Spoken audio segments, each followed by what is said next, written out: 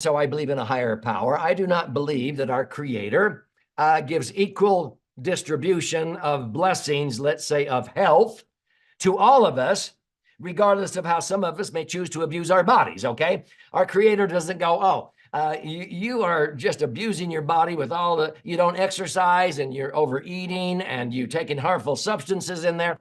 But you know what? I'm fair.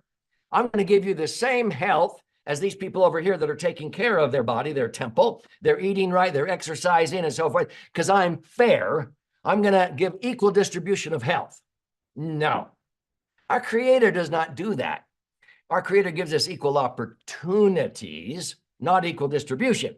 So I usually recommend that people rethink their thinking on their trust, and they change the rules of governance so that your children and grandchildren all get equal opportunities if they are responsible and accountable, but not equal distribution regardless of how they blame or justify or operate in shame. Is this making a little bit of sense? You'll learn more when you read the book.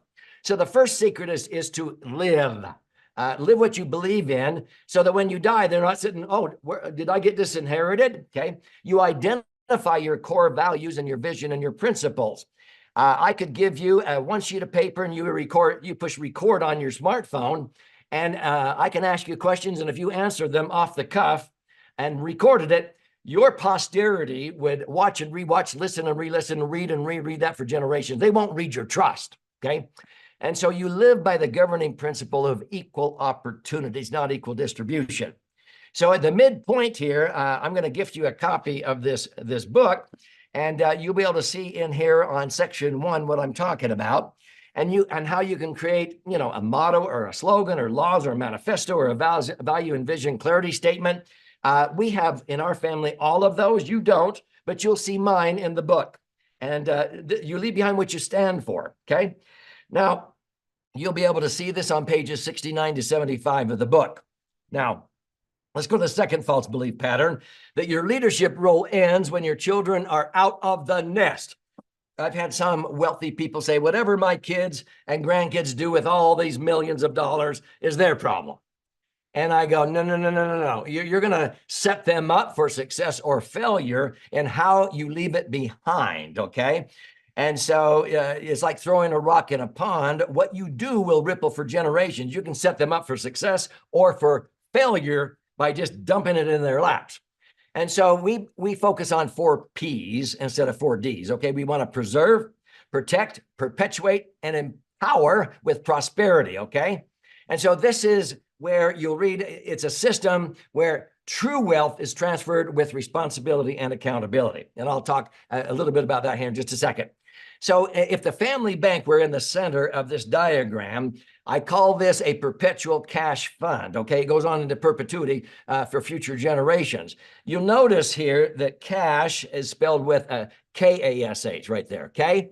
Now, what does that stand for? Well, when you have that family bank concept, you're making deposits and withdrawals for your posterity based on responsibility and accountability with the financial assets, okay? But also the foundational assets, the wisdom and experiences and everything like that. That's transferred with respect and responsibility and accountability. Same thing with all the experiences, good and bad, your reputation, everything like that. So this is the cash I'm talking about: knowledge, attitudes, skills, and habits. That's the swing. I'd rather leave behind that cash. If I have to choose between that cash and C-A-S-H, I'll choose this one any day, because now I'm leaving behind how to fish instead of just dumping fish in their lap. Does that make sense? So it's sort of like being healthy, wealthy, and wise in all 3 of those, that 3-legged stool: how to live and love, how to learn, how to give, and how to earn, okay? And so we do this in different ways. You'll study in my book. My wife and I now for the last 10 years have held an annual grandparents camp. Grandpa's camp is what they affectionately call it, but grandma is totally involved there. This was our first one, clear back in 2013. And our 12-year-old and over grandkids come for the first 4 days, and we talk teenage talk, and we teach them, as you're going to read in the book, principles that the colleges and universities are not effectively teaching them today. And it's amazing when you learn about these, because I had a friend, Richard Rossi, that had two sons that one had 2 PhDs and one had an MBA. And they graduated from college and both moved back home because they couldn't find a job. And so we tested them on these skills that I talk about in the book. And they lacked in all of them: effective communication, and charisma and likability, and being responsible and accountable. It was unbelievable, okay? And so we trained them, and they went out, and they, after 9 months of learning, they both got job offers starting at $250,000. So that's the curriculum that we teach our grandchildren, our 12-year-olds and older, but they start when they're 4, okay? This is one from 9 years ago. Put on the whole armor of God, because we're Christian, okay? Here's America, the land of liberty. This was 2 years ago. These are the older ones as we're about to embark on a hike. These were the younger ones that came for the next 2 days. And so a lot of people want to see what we teach our children and grandchildren to be responsible and accountable. So the second secret is to lead, lead from the front, and use true principles and tried and proven concepts and leadership tools. So we have 22 tools that you'll see in this book that you can use to teach those that you care about, okay? And so I would recommend you conduct family vacations with a purpose. Once you do that one time, they're going to be begging for it. Yeah, we go and we scuba dive, bike, hike, golf, and fish and everything else. But if you ask any of our children and grandchildren what they remember most about Maui in 2011 or 13, or what they remember about this place or that place we went to, it's the time we gather together for 40 minutes in the morning and 40 minutes in the evening, and we talk about life and how to handle life. And so these are included in the book, and you'll be able to read about how to have family vacations with a purpose in chapters 7 and 8, a very popular concept. Here's one of the game-changing principles, for example, one of the 22 tools, because Dr. Edwards Deming, who's the total quality management engineer that transformed Japan to the quality they put out today, compared to when I was a kid, anything made in Japan was junk or cheap. And he mentored Marshall Thurber, who was one of my mentors.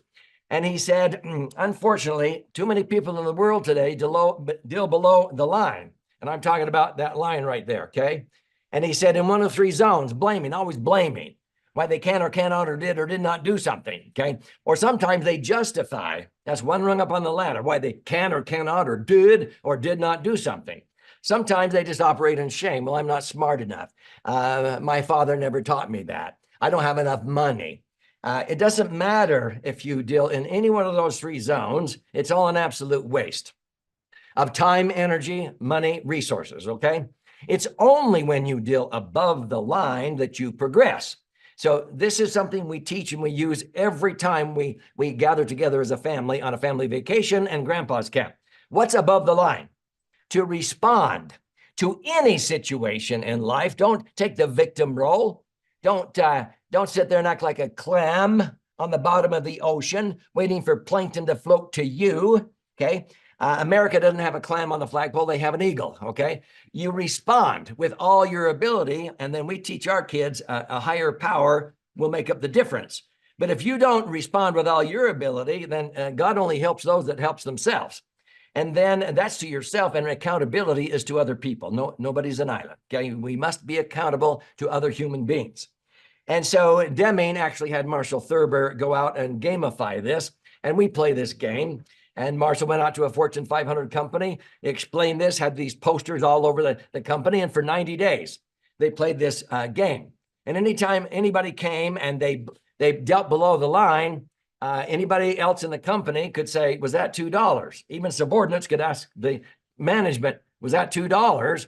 And if they agreed, then they would contribute $2 to jars that were strategically placed throughout the company. They were going to donate what they collected in 90 days to a charity. Do you know they collected over $250,000 in 90 days? Guess what happened to the productivity of that company?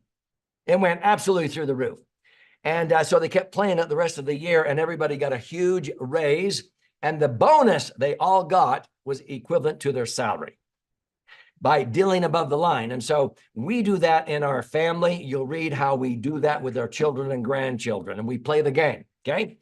So you'll learn that on page 64 if you're interested. But if you need me to explain it to your children and grandchildren, you may not be aware, but I have a YouTube channel, and I have about 137,000 subscribers. I have about 1,400 educational videos on there, and I have several that explain, that concept of dealing above the line and the $2 gamified way to learn that, okay? And so it's free when you subscribe to my channel, and I post at least 3 long form videos a week and probably 2 or 3 shorts every day, okay? What's the purpose here?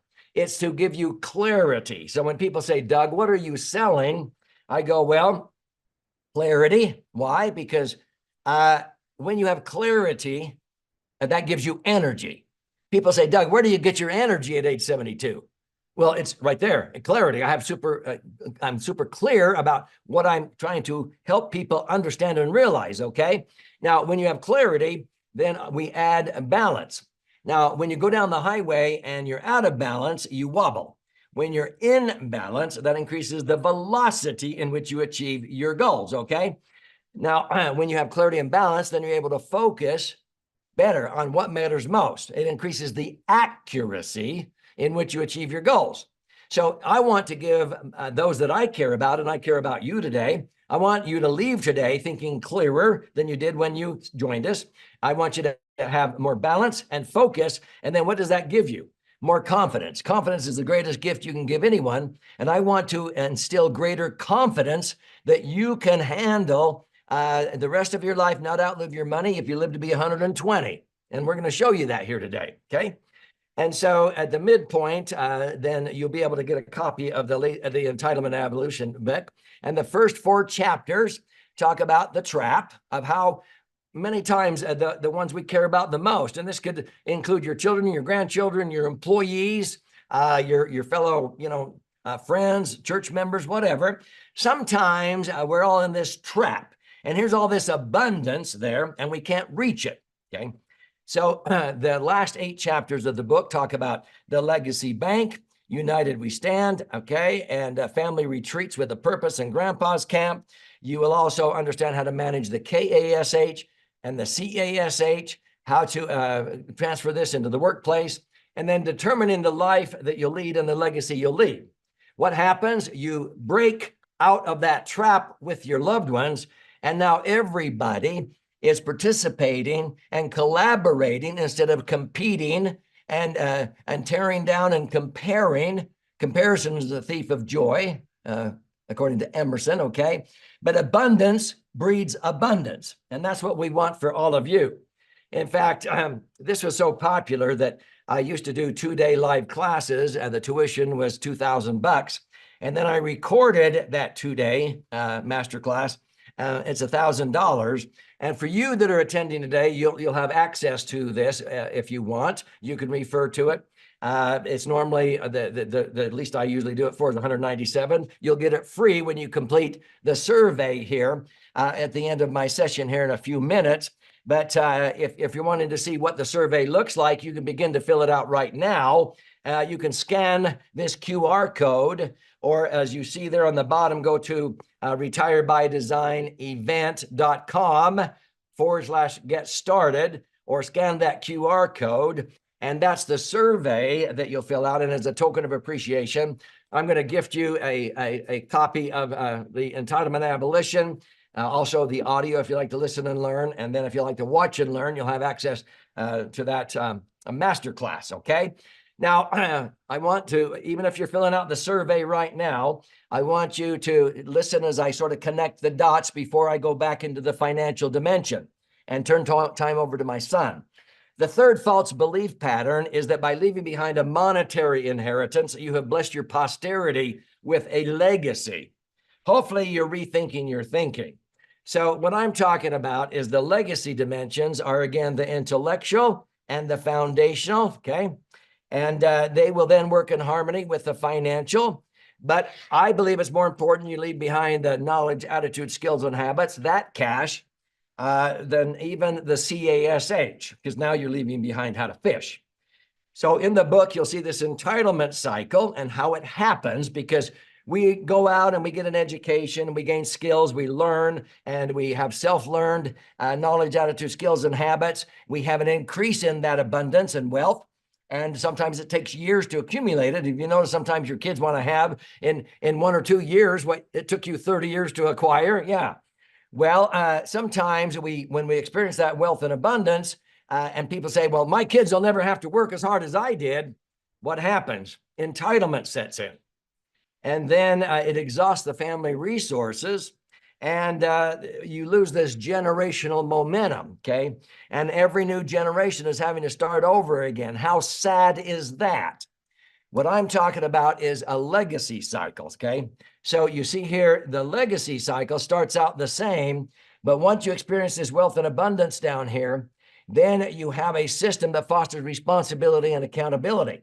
You set up a family bank with the financial and the other KASH, and you give access to that, even the knowledge, attitude, skills, and habits, with a system that fosters responsibility and accountability, okay?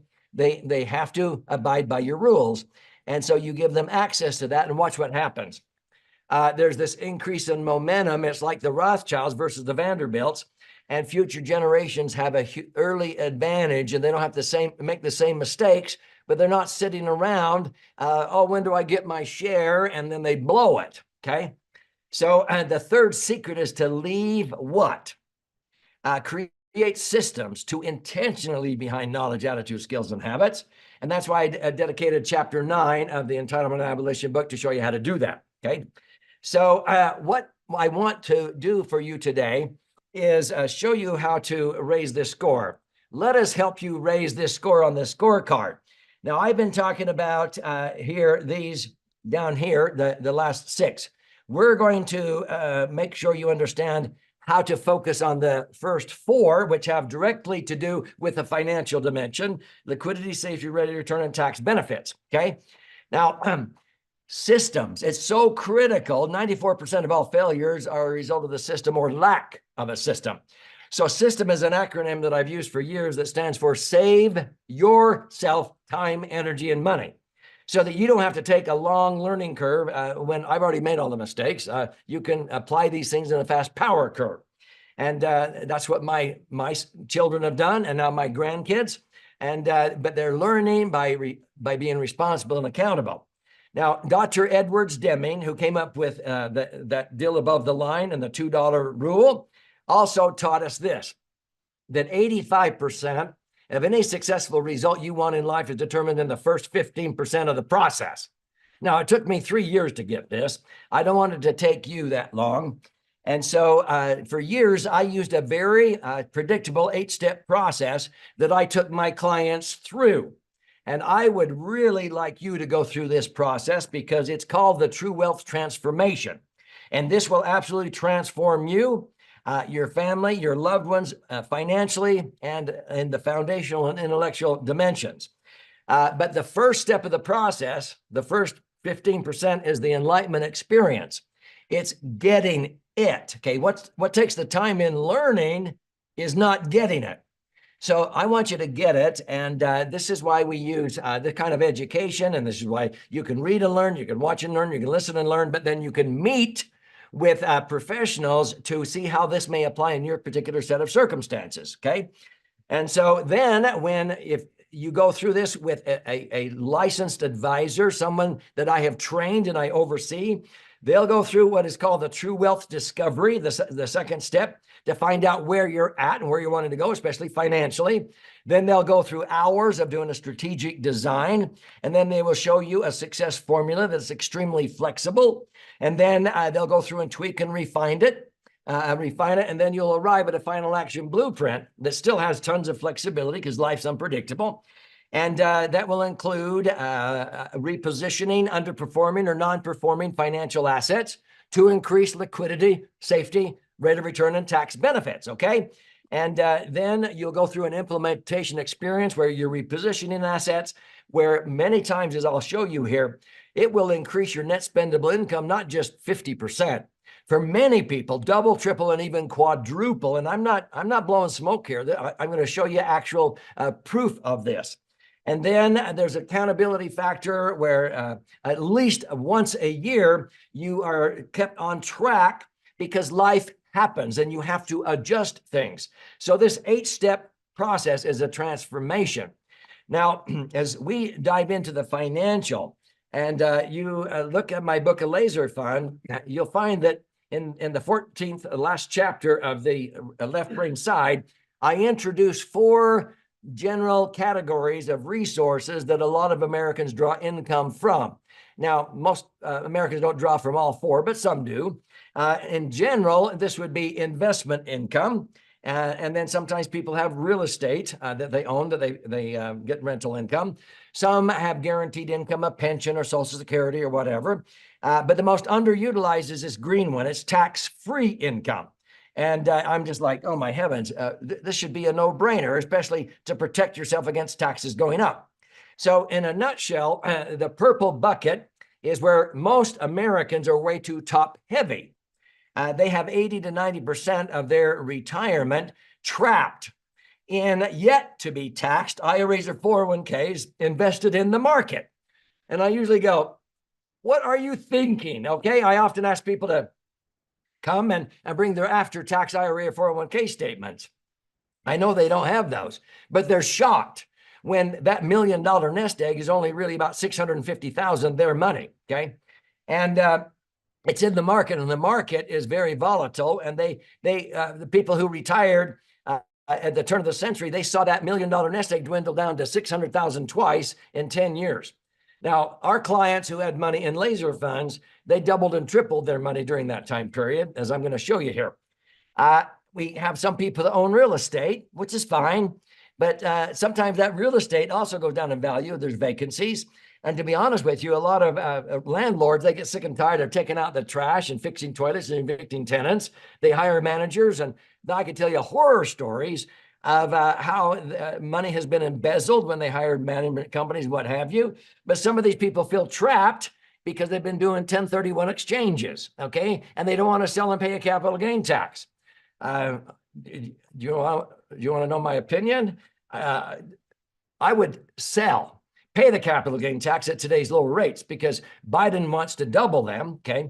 And do away with the step up in basis, which if he did that, then 1031s are of no advantage. But people are shocked when they pay 20% in capital gain tax. The 80% that they put into laser funds generate as much or more income tax-free as they were getting after tax out of the real estate properties. And they don't have to be a landlord anymore, okay?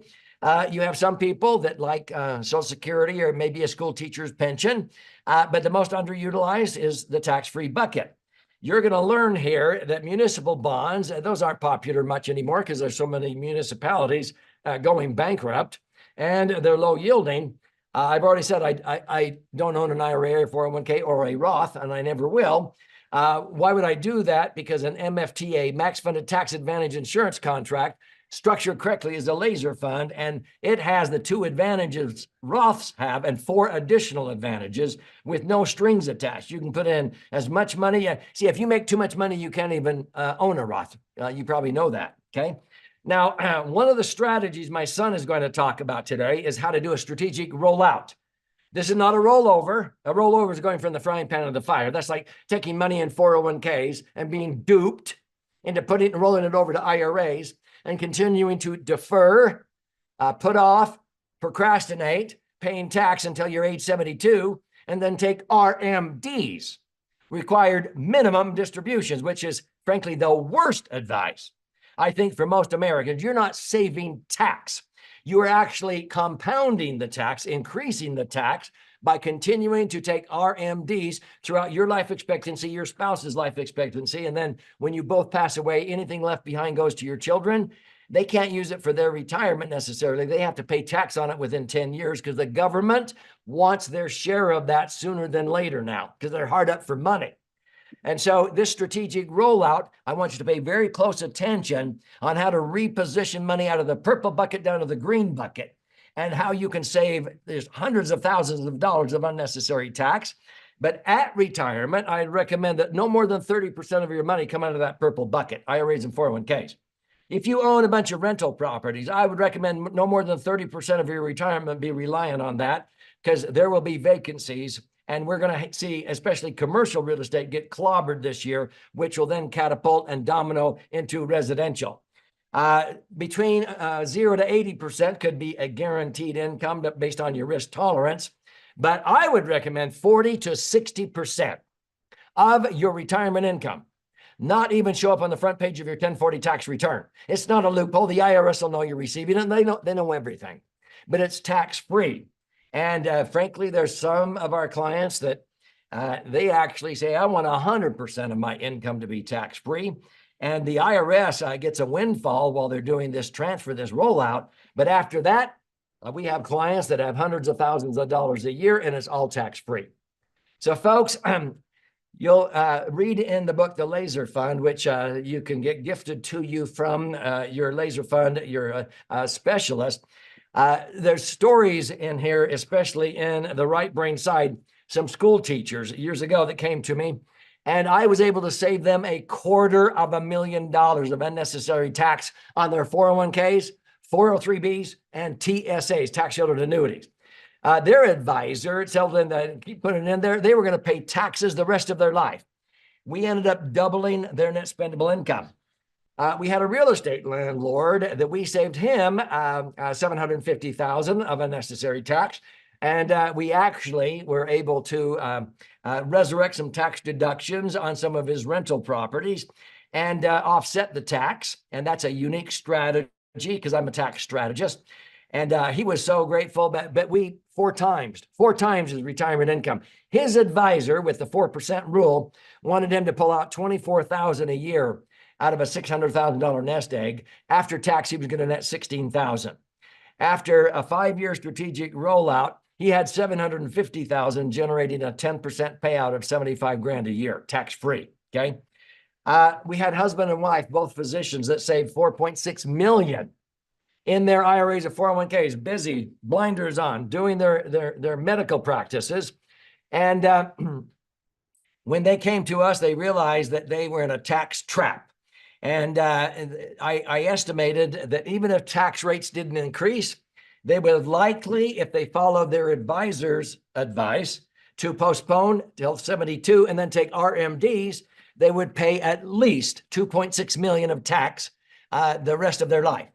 I said, I can't save that now. You're so into these. You've saved $4.6 million. You're going to pay $2.6 million. You know what their advisor told them? You can afford to pay $2.6 million in tax. You have $4.6 million. I said, why don't you ask what they would like to do? I'm pretty confident I could save you about 1.2 million, but not the full 2.6. Would you like to save 1.2 million? They went, absolutely. We did. We took that 1.2 million of unnecessary tax that would have gone down the drain, and we put that into a laser fund that's generating $100,000 a year of tax-free cash flow for their kids and grandkids in their family bank into perpetuity with otherwise payable tax. We had a couple in California. They had $6 million. They bit the bullet in 5 years. That was an IRAs of 401ks. They paid $2 million in tax. The IRS was thrilled. They got it sooner than later. But then after that, okay, the $4 million they netted, they put into 4 laser funds, 2 on the husband, 2 on the wife. That doubled in about 7.5 years to $8 million. They now have $8 million, generating $600,000 to $800,000 a year of tax-free income. They only need $300,000 a year to live on, but they don't even have to file a tax return on any of that. That's how cut and dried it is. You're going to learn from my son. There's only 3 types of income that people pay income tax on since 1986 tax reform. We had a couple come to us with $2.6 million in IRAs or 401ks, and they said, based on a 6% payout, we'll probably get about $160,000 a year of portfolio income. We have another $40,000 coming from my wife's school teacher pension. We're set. We're going to have $200,000 a year of taxable income. I go, well, way to go. But with inflation, in about 5 years, you're going to need $400,000 to buy what $200,000 buys. But the biggest problem I see is that's all showing up on the front page of your 1040 tax return. And they said, You mean there's another way? And I go, absolutely. They said, where have you been? I said, I've been here all along. You've had your blinders on. Now, let me try to correct this. In 5 years, we were able to change it where instead of paying $54,000 a year or more in tax the rest of their life and only netting $146,000 after tax to buy gas and groceries, prescriptions, and golf green fees, after 5 years, they still had $200,000 of income. Actually, we increased it to $240,000, but I'll just compare apples to apples right now. We took $120,000 of that $200,000 off of their 1040 tax return. They now only pay tax on $80,000, which is only $21,000 in tax. They now have $178,000. How much did we increase their income? $32,400 a year, and now it's even more than that. We have saved them now over $1 million in taxes to their life expectancy. Okay, we do this all the time. So when my son teaches you, he's going to show you there's room in the tax brackets. And in 2023, your income, your taxable income between $89,000 and $190,000 was $101,000 of room. Okay, and if you didn't use it, you lost it.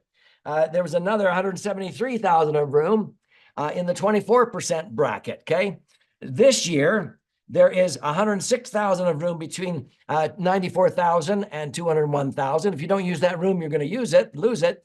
And between $201,000 and $385,000, $182,000 of room. Just use the room because your current tax bracket is likely the lowest bracket you will ever be in.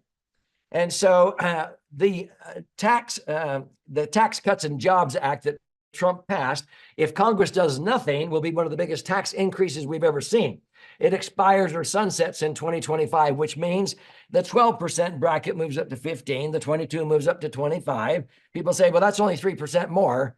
Well, no, if you now pay, $25,000 on $100,000 instead of 22, that's 13% more money. Okay. 24 goes up to 28. So that's 16.66. See, all of this means if you go from now paying $28 for every $1,000 instead of $24, that's 16.66% more money. And it'll be the biggest tax increase people will see. You need to take advantage of this. My son is going to introduce you to 3 sections of the Internal Revenue Code that in one form or another for the past century allows you to accumulate money tax-free under Section 72E of the code. You can access that money totally income tax-free the rest of your life if you live to be 120 under Section 7702. And when you ultimately die, anything you leave behind blossoms. Usually it transfers income tax-free. Nothing else does that in the Internal Revenue Code. That is max-funded insurance. In order to make sure it complies, you have to make sure it adheres or complies with 3 tax citations. These are acronyms: TEFRA, DEFRA, and TAMRA. And you'll read about it in the book, but my son will explain these. And he'll show you how you comply with those. And then we use the metaphor of a bucket. A bucket is a repository, like an indexed universal life insurance contract, but you're taking the least amount of insurance you can get away with based upon your age and your gender and your health. And you can even own it on your spouse if you're not healthy enough. But if you're a 60-year-old, you can put in, let's say, $500,000 into this, and you could buy a grundle of life insurance for that. That's not the objective. You want the least amount of insurance. It might be double that, around 1 million, but this 500,000 will probably double to 1 million in the first 10 years of owning this bucket, conservatively speaking. And now you're self-insured. The cost of the insurance is zero. You're actually buying term and investing the difference tax-free. And the bucket, now you are self-insuring. Have you ever seen an insurance policy that gets cheaper as you get older? Then you haven't seen this, because this actually gets cheaper as you get older. So Imran's going to go through and talk about how this all relates and applies, and how you have to comply with these 3 tax citations, jumping through those TEFRA, DEFRA, and TAMRA hoops. Okay. Indexing is a strategy. It's not a commodity. I'll give you just a little glimpse here, and then Imran's going to teach you this in depth. If I have, let's say, at retirement or any point in time, $1 million of cash value in my laser fund, it's earning a general account portfolio rate. I've earned as high as 15.5% on that inside of the insurance company, the multi-trillion-dollar insurance industry, which is where banks and credit unions put their tier one assets for liquidity and safety. The lowest I've ever gotten is 4%. So in a year I feel bearish about America, I can settle for just 4%. It's tax-free. That's 40 grand. Now I have $1,040,000. But in a year I feel bullish about America, I think the economy is going to go up, maybe because of it's an election year or whatever. I can let the interest on my money fund an options budget with the insurance company, but my million has to stay safe in the insurance company. They take and they buy upside options in the S&P 500. So if the S&P goes up 8%, the insurance company pays me $80,000. If it goes up 12%, they pay me $120,000. But what if the market tanks? The options expire worthless. I don't earn anything, but I don't lose. I still have my million. If you had your money in the market in 2008, you would have lost 40%. Let me show you.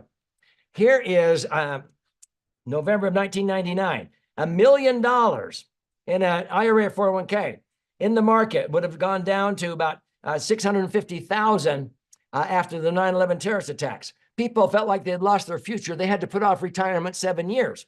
It took 4 years to come back up above break even. And then when they thought they could finally retire, what happened in 2008? As Warren Buffett put it, he said, when the tide went out in 2008, it revealed who was swimming naked. Yeah, they lost 30 or 40% again for the second time in a decade. It took 4 years to come back to $1,046,000.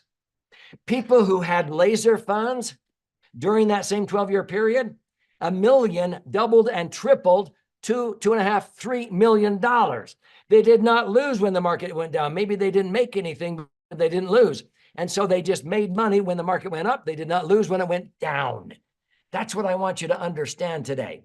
And you'll see why when you diversify among different ways in here, so you can put your eggs in several different baskets, so to speak, that you can have 20% of your money being credited with these great rates of return. This is a simple statement all on one sheet of paper. This is what people are able to earn. And then my son's going to show you when there's anxiety, there's opportunity. Like during COVID-19 and inflation hit, actually inflation was about 27%, truth be known. Our clients were able to earn 61.33%, who in March of 2020, when the market dropped down 30%, our savvy advisors let their clients know, hey, it's time to link to a 1 year point-to-point with a threshold strategy, okay? That's instead of a cap.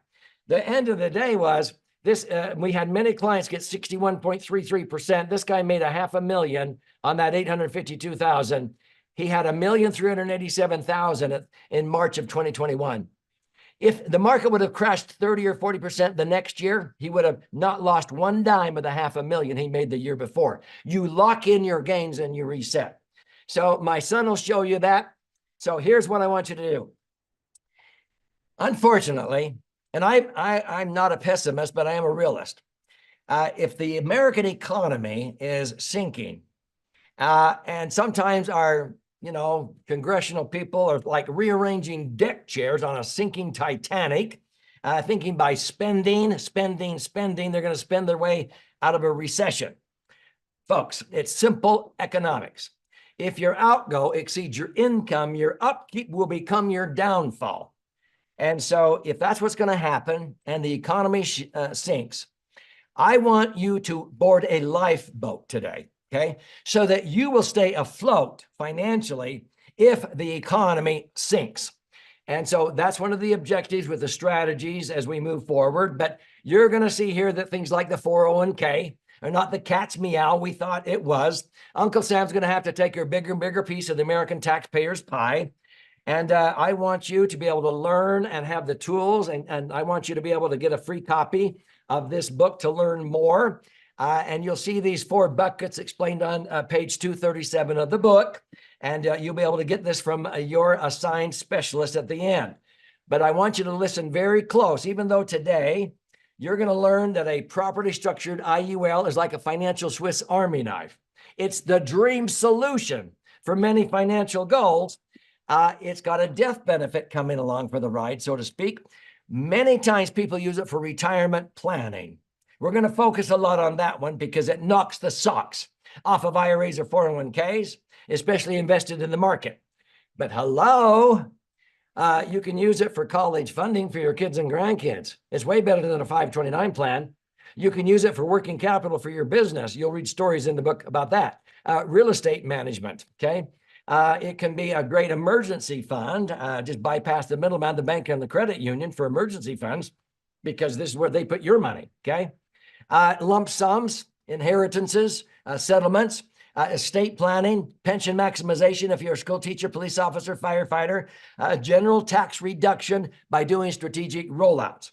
So folks, our focus today is to help you understand the things that are the least understood from us teaching this for years, and the things that will have the greatest impact for you today. So claim your Entitlement Abolition book, this book, right now by filling out this survey. Now, the survey is going to be put up on the screen. And when you open up the survey, you'll put in your information. This is confidential information. We don't share this with anybody. So your first and last name, the best email address, and your best phone number, okay? Now, if you are a financial advisor, please be honest. Let us know. And we will have you have the opportunity to speak with someone on our team to facilitate your interest if you're a financial advisor, okay? But I want everybody to get ready for my son, Emran, by downloading your event workbook. You are going to want to have this workbook in front of you as my son starts here in just a moment. And so download your event workbook as you complete your survey. So the second part of the survey, these are the numbers. They're confidential. I don't share these with anybody. I want you to give me your annual gross income. This is confidential. How much do you save on the average on a monthly basis or annual basis? But it says monthly, okay? And then the estimated value of all your IRAs or 401ks that you still have to pay tax on. These are the non-IRA 401k, the non-qualified. And then the value of your real estate and how much you owe, okay? Now, why do I need those 6 numbers? Because I will be looking at those 6 numbers here in the next 60, 70 minutes. And I can tell immediately what you know and what you don't know and what you ought to learn. And I look at those numbers and I go, oh my heavens. They've got to check out this opportunity, a strategic rollout. They're going to pay about $230,000 of unnecessary tax. That's just the way my brain thinks. And then I will be assigning you, and you'll meet them. I'll be assigning you to a specialist. I have the creme de la creme. I have licensed, I have trained over 5,000 advisors in America in the last 5 decades. These are the top 12 in America. And I am assigning one to you based upon what you share with me here so that they can help you with no cost or obligation. And they'll show you what you can do to reposition assets. They'll get compensated indirectly. They do not charge you a fee for your time. Is that fair enough? So you'll have a chance to meet them. And at the end, you will be assigned to a separate breakout room. It's a Zoom virtual room to meet your IUL specialist.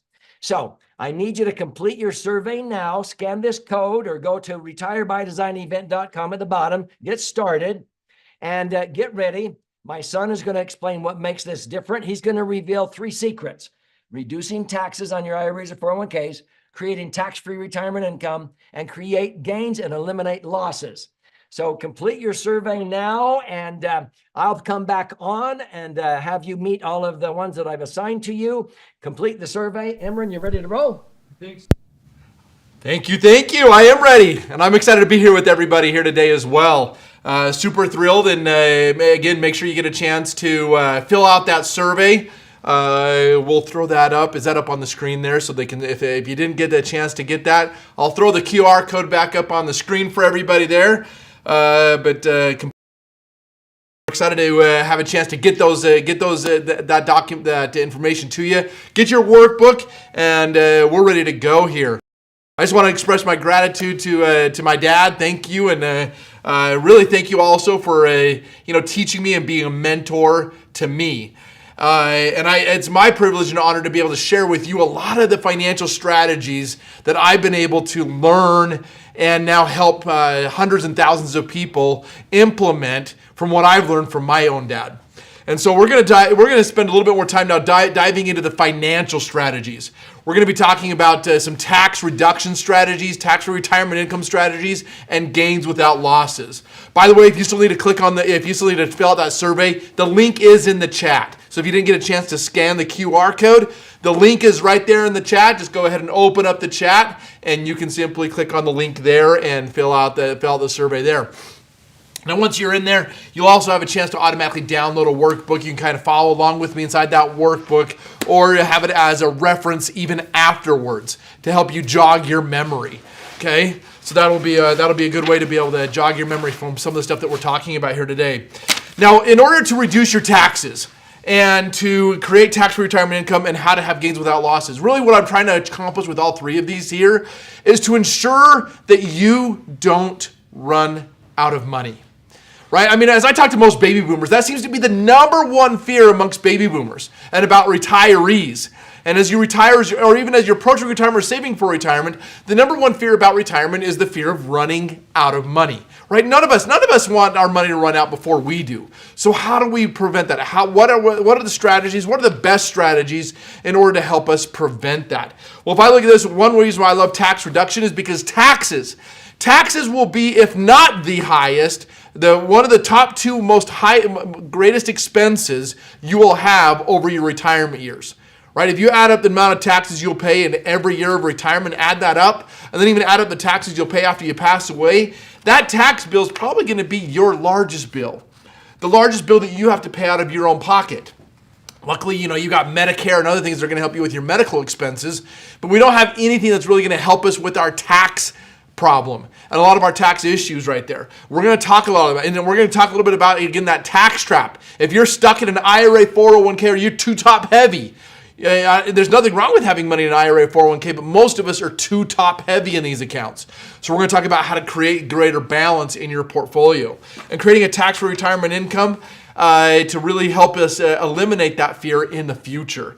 And then on top of that, I mean, we look at the market. I mean, how many of you are like, man, the market over the last 6 months has been fantastic. But if you go the previous 6 months prior to that, it was terrible, right? I mean, I'm sweating it up until October of this year. Then in October of this year, we kind of get a turnaround, and then the market's kind of recovering, coming back up right there. And it's nice to see that, and we're excited to have that. But how do we make sure that moving forward, we can experience gains without losses? Now, on top of all this, what this all does is this helps preserve and protect your compound interest, the miracle of compound interest. And when I look at the miracle, I want to make sure everybody understands the miracle of compound interest. Now, my dad has a fun little exercise that he does to be able to help everybody understand greater the miracle of compound interest. So if you're able to follow along with me, I want you to go ahead and follow along with me and do this little exercise with me. If you have a spare sheet of paper, I want you to take out a spare sheet of paper right now for a second here and just follow along on this real simple exercise. If you don't have a spare piece of paper, then just watch closely and interact as we go ahead and do this. Now, to understand the miracle of compound interest, we're just going to take this simple sheet of paper right here, and I want you to take this and I want you to fold your sheet of paper in half, right? Okay, I want you to just fold this sheet of paper in half. And as you got this sheet of paper folded in half, it should look like this. You can do it with a hamburger. I don't care if you do a hamburger style or hot dog style. I did hamburger style here, so I've got my sheet of paper folded in half. And I'm going to take this sheet of paper, and I'm going to go ahead and fold it in half a second time. Okay, so now I've got this sheet of paper folded in half twice. Now let's go ahead and fold it a third time. Now as I continue to fold this sheet of paper, I want you to make sure there's no creases. I don't want any spring in this paper. It's got to be as tight as possible. Now, how many times can you physically fold a sheet of paper? Okay, we're going to use my 24-pound or 26-pound. I've got a 24-pound sheet of paper here. Some of you might have a 20-pound sheet of paper. Regardless, between a 20 to 26-pound sheet of paper, how many times can you physically fold a sheet of paper? And I think the general consensus is about 7 times, right? 6, 7, maybe 8 times is what you can fold a sheet of paper over. So I know you can't fold it over that many, too many more times. So I've got 4 folds right here. I want to make sure it's nice and tight, no extra spring. I want you to take a look at that, and I want you to see what that sheet of paper looks like as it's been folded over 4 times right here. And I know we can't fold it over more than maybe a few more times, so I need you to use your imagination. And I want you to imagine that you have just folded over this sheet of paper right here a total of 50 times. And if you have folded over this sheet of paper a total of 50 times, how thick is this sheet of paper now? How thick would this sheet of paper now be if I had folded it over a total of 50 times?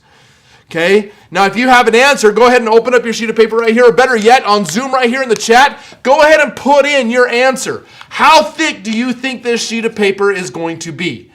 I want to hear from at least a few of you here. How thick do you think this sheet of paper is going to be if you have folded this over a total of 50 times?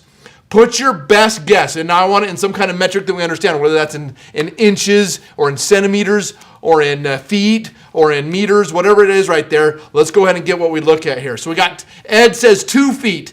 Wilmer says 50 millimeters. Pamela just says miles.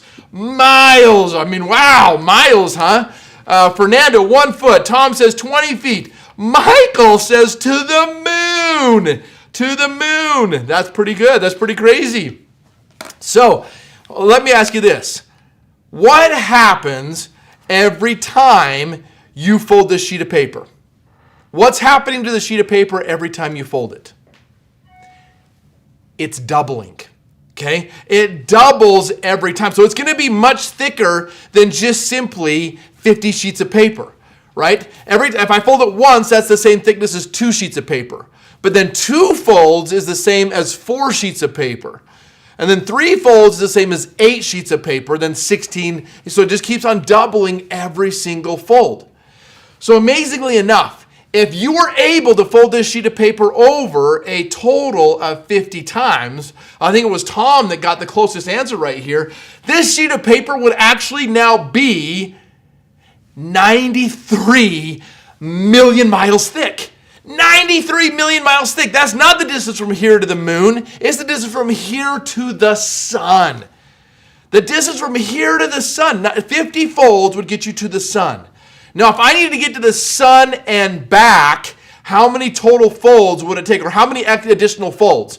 Okay, if it took me 50 folds to get to the sun, how many more folds does it take to get me all the way back? How many more folds does it take me to get all the way back? And the answer is not another 50. The answer is 1. 1 additional fold, because again, I double, and so if I got to the sun in 50 folds, 1 additional fold, 51 folds, gets me to the sun and back.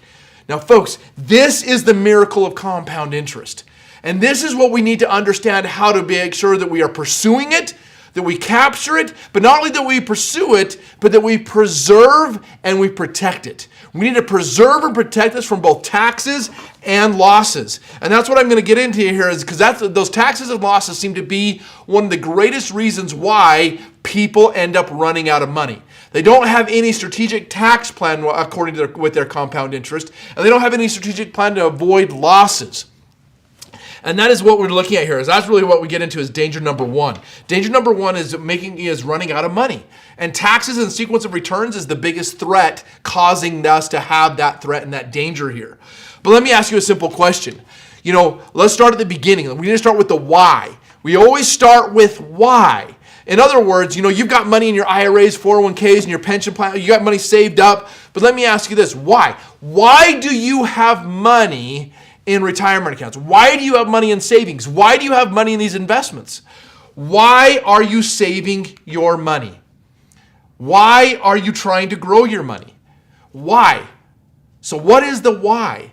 Now, I think for most of us, the reason why we save our money is that someday we can retire and do what with this money? What is the purpose? The purpose is to do what at some point with this money?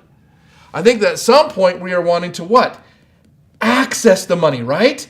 We're wanting to access this money. And that is the purpose. And yet most financial plans, in fact, the vast majority of financial planning, and when I even study finance in college, they never talk about accessing your money. They only ever talk about growing your money. Financial advisors, financial planners, fiduciaries, they only ever talk to you about really growing your money. They very rarely, and they always avoid the questions and the conversations about actually accessing your money. But that is the conversation we need to have. because that's where you start. You start with the end in mind. You start with the accessing of the money in order to develop your strategy. So we're going to reverse engineer this here. And that's where I get to secret number 1, and that's focusing on the correct objective. The correct objective is we want to be able to access our money. How much money can I access in the time of life when I need it the most? Not how much money am I going to have in the time, in my life when I hit retirement, right? And so we look at this. And one of the biggest threats, again, that I talk about on this is taxes. So let's see what taxes do to your compound interest. I'm going to go back to this doubling exercise right here. And instead of folding a sheet of paper, we're going to actually double a dollar. Okay, we're going to take a dollar, we're going to double it 20 times. So if I take a dollar and double it once, it's now worth $2. If I double it a second time, it's worth 4, then 8, 16, 32, 64, 128, 256, 512, 1028. You keep on doing this 20 times, and you'll end up with $1,048,000. Okay, you'll end up with $1 million. If you double $1 just 20 times, you'll have $1 million. But now let's see what taxes do to this miracle of compound interest. Let's go back to my original dollar, and let's assume that as I grow my money, we have to pay 25% in tax. Okay, and if I have to pay at least 25% in tax, what happens to my money? I don't like to pay it on my growth. So if I go from $1 to $2, if I go from $1 to $2 and I had to pay 25% in tax on my growth, how much am I going to net? How much am I going to net? If I have $1 and I double it to $2, pay 25% in tax on the growth, I'll net what? Anybody got it? Anybody got the answer for me? I'll have $1.75. Okay, you have $1.50. You'd have $1.50 if you had to pay tax on the full $2. I only have to pay tax on the growth. So again, if I grow from $1 and I grow to $2, I only pay tax on the $1 of growth. Okay, so therefore, I'm going to have a 25% in tax. I pay 25 cents in tax. I have $1.75. Everybody follow that?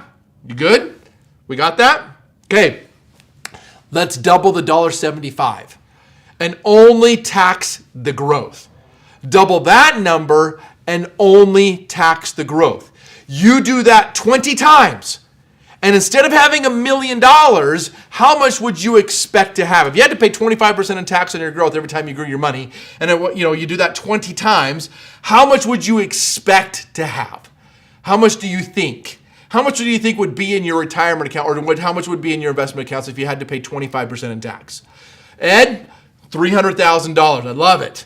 I love it. Who else? What else? I mean, what's another number? Anybody else have a guess in here? Who else could guess? Who else is brave enough to throw in a guess right here? What do you think you would have? Wilmer, man, that's pretty harsh. $100,000. Ooh, ouch. $350,000, $555,000. 70. Whoa, Dave, right here. Here's either one of Doug's YouTubers that watch Doug's on YouTube. Here's one of my YouTube fans, one of my dad's YouTube fans, Dave and Deb. So Dave and Deb got it right here. If you were to double that 20 times and pay 25% tax, you would have a measly $72,000. $72,000. It went from $1 million all the way down to 72 grand. Why? Because taxes erode away the miracle of compound interest. Now, does anybody want to see what happens if I add just an additional 5% or even 8%? Let's go ahead and say, you live in California, and you might be paying as much as 13.5% in state income taxes right there. But we're going to pull it down to about, just 8% right here. We're going to go 8% additional in tax. Because that's where if you're making about $100,000, $150,000 in California, you're paying 8.5% in state income taxes right there. Okay, so let's go ahead and add that. How much does anybody want to see what happens when I add that tax? If I add just another 8.5% tax, it's going to go down to a measly $27,000. $27,000. This is why it is so critical that we understand the impact of taxes on our compound interest, especially when we're in retirement and start accessing our money. Okay? And this is why if you have your workbook right there, you can pull up into that workbook right here and look at this, and go through a little bit of this. What is my advisor focused on for my retirement? Are they focused on selling you the best product and thinking the product is the answer? Is the club the answer? I think we saw in Doug's video right there, the club is not the answer. The answer is the swing. right? The answer is the swing right here. And what is your greatest fears in retirement? And have you ever been told that you were supposed to be in a lower tax bracket in retirement? I mean, I hear that all the time.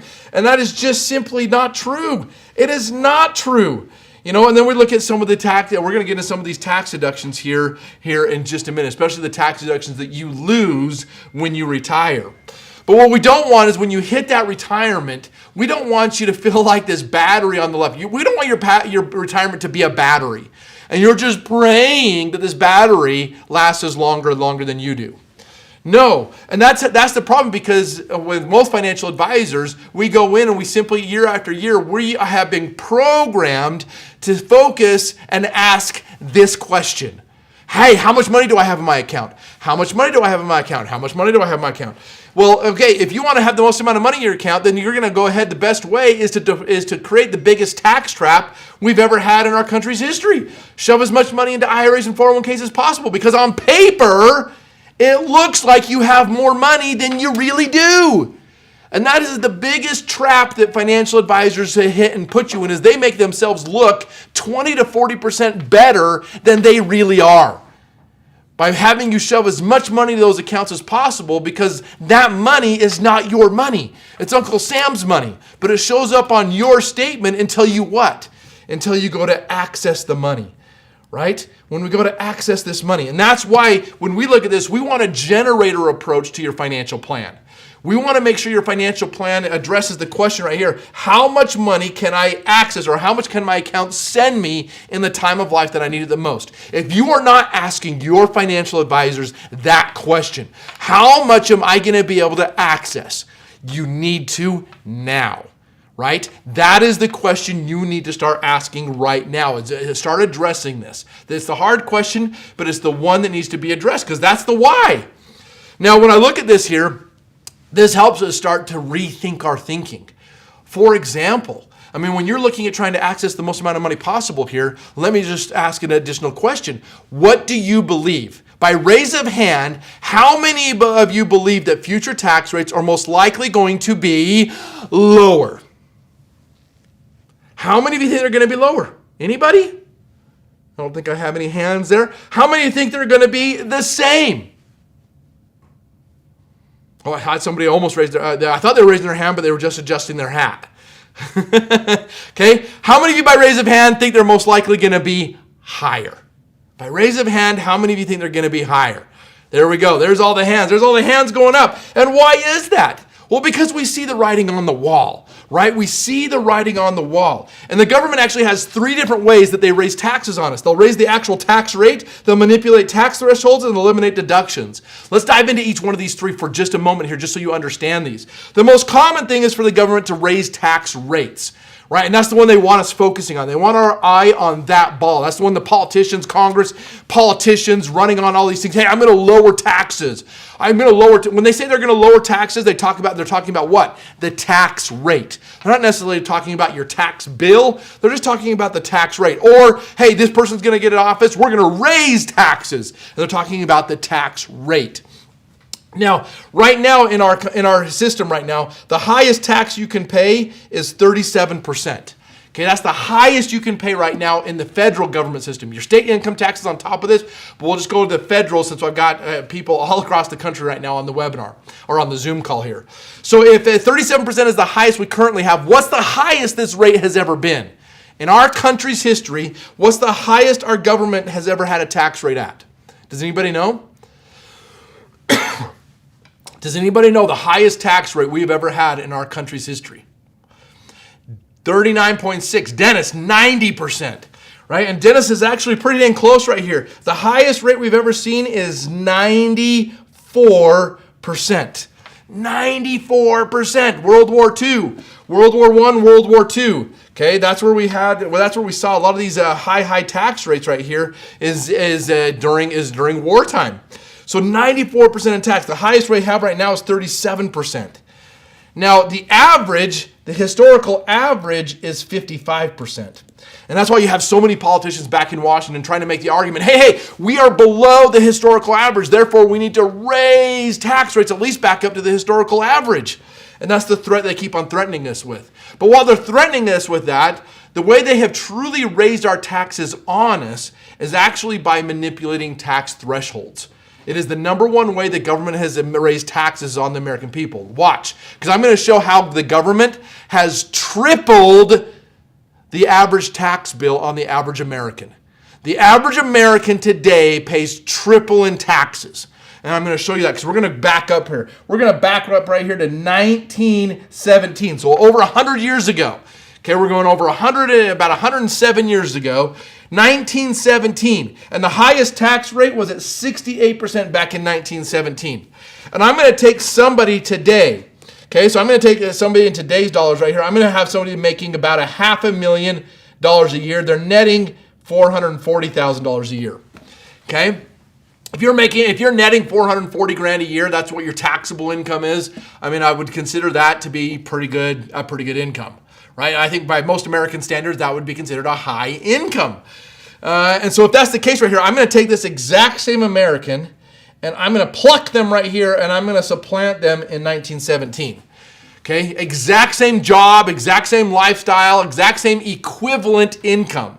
Back in 1917, the equivalent income of $440,000 in today's dollars, in 2024 dollars, back then is approximately $20,000. Okay, so $20,000 back in 1917 is about the same as $440,000 or $500,000 in today's dollars. Everybody following me with that? Okay, and if that's the case there, if you got an income where you're making over $400,000 or $500,000 a year, where do you think your tax bracket was? I mean, if you're having that kind of a lifestyle, do you think your taxes was near the top of the 68% tax bracket? I mean, do you think you were somewhere at least in the top half up here? I mean, most of us would think there's no way that you would be in the bottom half, nor would you be down here near even the bottom, would you? I mean, the lowest tax rate is at 7%. I mean, it doesn't seem like we would be that low, right? And yet back in 1917, if you were making the equivalent of $440,000 in today's dollars, back in 1917, the maximum tax rate was at 68%, but that person's income tax rate was capped off at 12%. The maximum rate they were paying with that kind of an income was only 12%. 12%! That's the lowest tax rate we currently have in the federal government system is 12% right now. So 12%, you look at that right here, and that same American is now paying 35% in taxes on the exact same dollars. Folks, that's a 200% increase in taxes. I mean, if your tax bill in next month, you guys got to file taxes here coming up next month, almost exactly a month from today, and all of a sudden you're filing your taxes and your CPA comes to you and says, well, based upon the Congress changing our tax law, you now owe 3 times as much in taxes as you did last year. What would you do? What would we do if we had to pay 3 times as much in taxes this next year? I think we would rebel. I think we would revolt. We would have mass revolution, right? We wouldn't stand for it. There's no way we would ever let the government triple our taxes. And yet that's exactly what we've done. And how have they done it?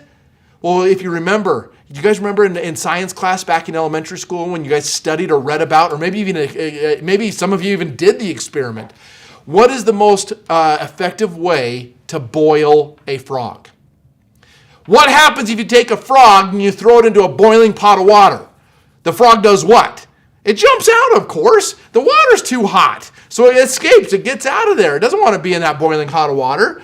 So how do you effectively boil a frog? You stick it in lukewarm or just a room temperature or cool water, and you slowly heat it up. In fact, you can slowly heat that water to the point where it's boiling, and that frog just sits in there until it is boiled to death.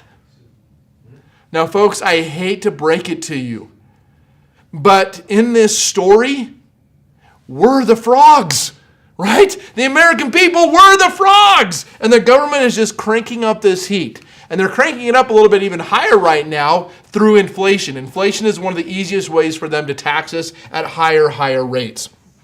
Now, not only that, but the second most effective way that they raise taxes on us is by eliminating deductions.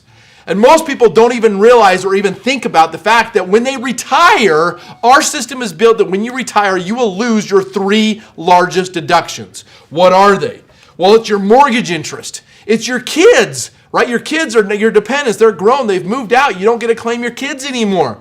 And the last one is one that most people don't even think about or even realize, and that is all of your IRA and 401k contributions.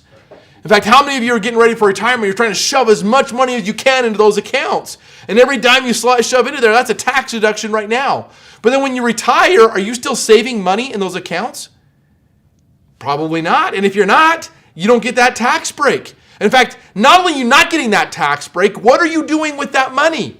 You're now actually pulling that money out and exposing it to taxes. This is why I see so many people hit retirement and they don't find themselves in a lower tax bracket.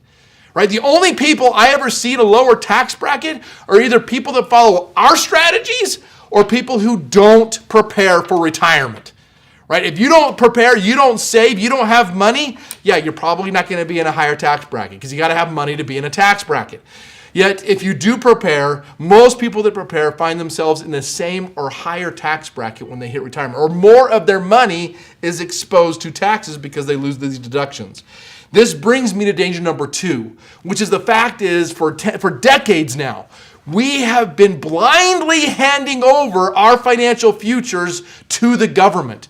We've been allowing the government to dictate our financial future by primarily putting most of our money into things like IRAs and 401ks. Now, folks, let's just break it down. If we break down an IRA or 401k, what is it? What is an IRA or 401k in its simplest term? If I were to break it down, it is not a sole proprietorship, meaning that money does not all belong to you. No. An IRA or 401k is a financial partnership. And who is your partner?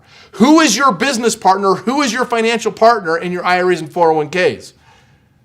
That's right. It's nobody other than the government. Uncle Sam, the government, right there. And the biggest problem I have with these IRAs and 401ks is this right here. Let me ask this question. Who determines the split of ownership? Who determines the split of ownership in your IRAs and 401ks? It's not us, is it? The government can change their split of ownership any day they want by simply changing and manipulating taxes. By simply changing and manipulating taxes, they can increase their ownership. But we don't need to worry about that, right? Because the government has our best interest at heart. Right? They're the ones that set all of these rules that these fiduciaries have to follow. These fiduciaries have to follow, and they have to do what's in your best interest. But have you ever asked yourself, who defines what's in your best interest? You ask any fiduciary, who sets the rules for you to tell me what's in my best interest? Who's setting those rules? Oh, that's right. It's the government. It's not you. You don't get to determine, you don't get to decide what's in your best interest. No, that's decided by the government. And their appetite is only getting bigger and bigger and bigger. This is why I am a big proponent that you are your own greatest fiduciary. It is time to take back control, right? We need to take and reclaim control. It is time for us to declare control over our own financial futures. Because if you've got money stuck in things like IRAs, 401ks, 403bs, 457, SEPs, deferred comp, pension, Social Security, maybe you have money in savings, CDs, stocks, bonds, EFTs, mutual funds, annuities, or real estate. You know, there is nothing wrong. There's absolutely nothing wrong with having money invested in any one of these areas. But if all of your money is invested only in these areas, they all have one thing in common. What is it? They are all subject to taxes. That is why today we want to talk about how to introduce some greater balance. I think it is imperative that you have a part of your portfolio that is in a tax-free strategy. You need to make sure that you don't have to worry about if the government raised taxes on us, this money won't be subject. You can't control whether the tax rates of the government, but you can control whether or not your money is subject to those tax rates. And that's that secret right there. And we do this again by focusing on the right thing. Let's break up your financial swing into 4 different phases because there's 4 different times you can pay taxes on money. You can pay taxes on the contribution phase. You can pay taxes on the accumulation phase. You can pay taxes on the distribution phase, and you can pay taxes on the transfer phase. And ironically, the answer is yes, you can pay taxes in all 4 phases. And most Americans end up doing that. But which phase of these 4 phases is the most important phase? In other words, which phase is the phase where I get to actually accomplish the why? Why am I saving my money? Why am I growing my money? So someday I can access that money. And that's that distribution phase right there. So that's the phase we want to make sure we want to optimize. The primary objective here is to optimize that phase. I want you to be able to access the most amount of money in the time of life when you need it the most. Yet traditional financial planning wants to take your eye off the ball. And they want you to focus on the accumulation phase by, again, addressing how much money do I have in my account? How much did we make? Hey, how much money did I make? I mean, I actually just had this conversation with clients just yesterday. I had 2 reviews right there, and again, they wanted to know, hey, how did we do this last year? How did we do this last year? We have been programmed so deeply to care so much about this. And it's important, folks. It's not that this isn't important, but it should not be the primary focus. The primary focus should be how much can I access? Because if this is what you look at and you go to access your money, you're going to be subject to the traditional 4% rule. How many of you have ever heard of the 4% rule before? Right? If you take finance, if you get a finance degree, anybody who pursues a finance degree, you probably have absolutely learned the 4% rule in any college or university across this country, whether that's Stanford, Harvard, Yale, any university across this country right here teaches the 4% rule. And that is the fact that when you hit retirement, if you don't want to run out of money, they say that based upon what most people are doing, so if you're simply just following the crowd, doing what everybody else is doing, you should not access more than 4% a year. If you access more than 4% of your portfolio every single year, you run the risk of running out of money. So that means for every $1 million you have set aside for your future, 4% of that million is 40 grand. So if you have $1 million set aside in your IRAs and 401ks, you should not access more than 40 grand in any given year for every $1 million you have. How does that sound to everybody? Yeah, I mean, not quite as exciting anymore. I feel like my golden years are starting to get slipping away a little bit. They're fading. My golden years are fading. And, so how do I recapture this? Because the biggest problem with that 40 grand is if it comes out of an IRA or 401k, you still got to do what? You still got to pay taxes. So you might net as little as $26,400. You're going to be somewhere in between those 2 numbers right there. I mean, that is just horrific. 26 for every $1 million I have, I shouldn't be spending more than about $2,000 or $3,000 a month. What? There's got to be a better way. And there is, by simply focusing on the right objective. What's going to generate the greatest amount of income in the time of life that you need it the most?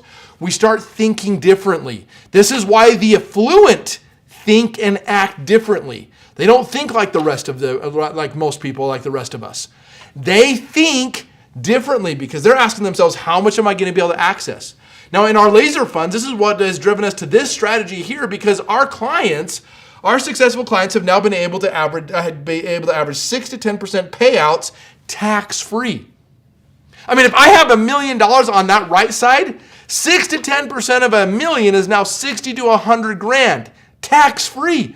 How much greater is 60 to 100 grand every year than a measly 26 to 40,000? Now I'm seeing the gold come back, right? I'm seeing my golden years coming back. The clarity of how to have gold in my golden years is becoming a little bit more a reality. So again, in your workbook, I want you to go in here and I want you to find out, again, like Doug talked about, the GPS. Where am I currently, right? Where am I? What has happened currently? What do I have? What do I currently have in taxable environment versus tax-free environment?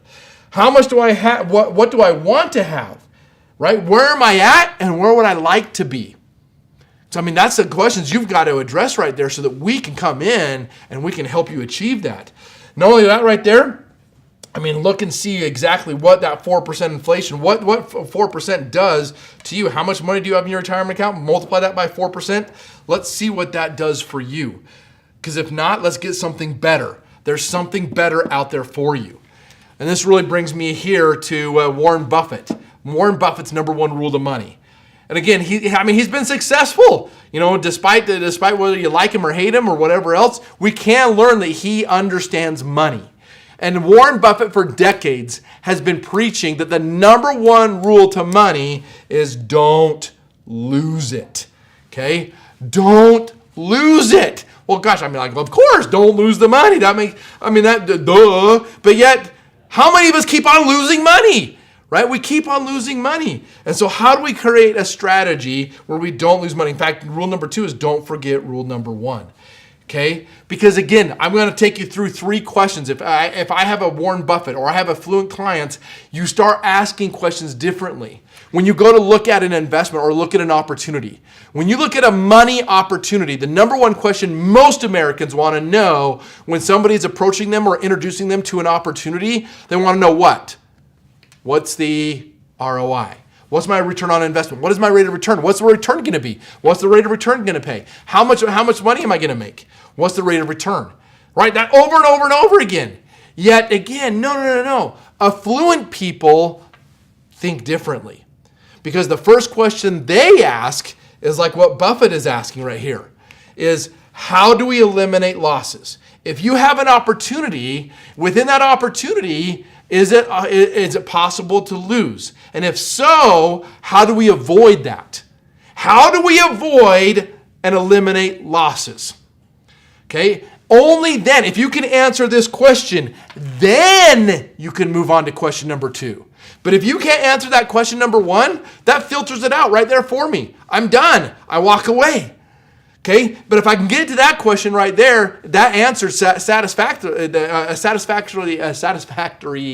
I can't even talk today, a good answer there, then I'm going to move to question number 2, which is how do I capture gains? Right? We do want to gain. We want that miracle of compound interest. But I got to make sure first I don't lose. And then once I understand that if we can how do we capture the gains right there, then again, you move from a rich individual to an affluent individual by going to question number 3. Question number 3 is asked by less than 1% of Americans, and that is, how do I keep it? How do I keep and protect my money from taxes? Everybody's always asking, why does Mitt Romney, when Mitt Romney ran for president, how come he doesn't pay that much in taxes? He's a billionaire. Why does he not pay as much in taxes? Because he is asking the right questions. When I make my money, how do I keep it? How do I protect it from taxes? So let's look at this very simply here. I'm going to look at this very, very simple because you don't have to be a billionaire in order to figure out how to eliminate losses, capture gains, and protect it from taxes.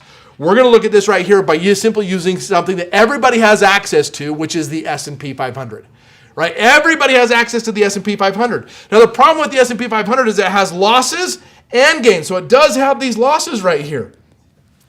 And if it has those losses, as if I was approaching this, I'm like, okay, if I'm going to use the S&P, what strategy can I employ that would allow me to eliminate those losses? Is there a strategy? And the answer is yes, there is. We're going to show it to you. And not only that, now how do I not only eliminate those losses, how do I capture the gains? I want to be able to show you how we capture the gains. We don't lose when it goes down, but we grow when it goes up. How does that sound to everybody? Does that sound kind of nice and sound like something that you would want to understand better?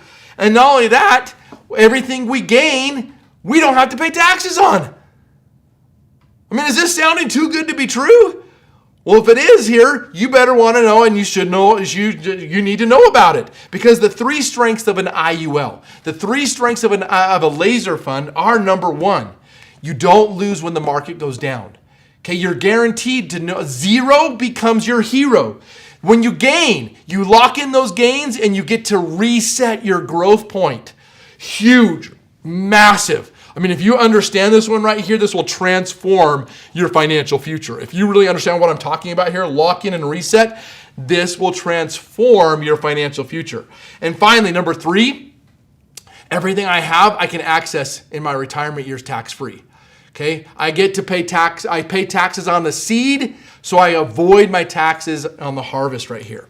So let's look at this. We're going to do this by utilizing a strategy called indexing. Here's the same S&P 500 again. So number 1, we're going to go ahead and we're eliminating these right here. So 0 becomes your hero. I want you to repeat that 10 times. Zero is my hero. Zero is my hero. Zero is my hero, right? When the market goes down, zero needs to be your hero so that you don't lose when it goes down. Next thing we look at here is we go to capture gains. Now, when you go to capture your gains, we have three different variables that come into play when we look at capturing the gains right here. Number one, how much do I get to participate? We call this a participation. How much of the growth do I get to participate in? Do you get 100% of the? Do you get to participate in 100% of the growth? That would mean that if the market does 8.97 and I get 100%, that means I get 100% of that growth, which is 8.97 is 8. So I get the full 8.97. If the market does 32% and I had 100% participation, I'd get 32%. So far, so good. Okay, and I've seen participation rates in indexing. I've seen them as as low as 30%. I've seen them as high as 300%. Wait, what? 300%? Yeah, you can get actually 3 times what the market does. Okay, you can get 3 times what the market does. That seems kind of cool, kind of crazy. We're just going to go ahead and look at the 100% because that's the most common. The most common is 100%. Okay, I already have my floor. Sorry, the one of the variables, the first variable is my floor is 0%, so I can't ever go below 0. 100% participation. And then the next thing that we look at here, right now you're probably thinking, man, this is too good to be true. I don't lose when the market goes down. I get all the gains when it goes up. What's the catch? How many of you are asking what's the catch?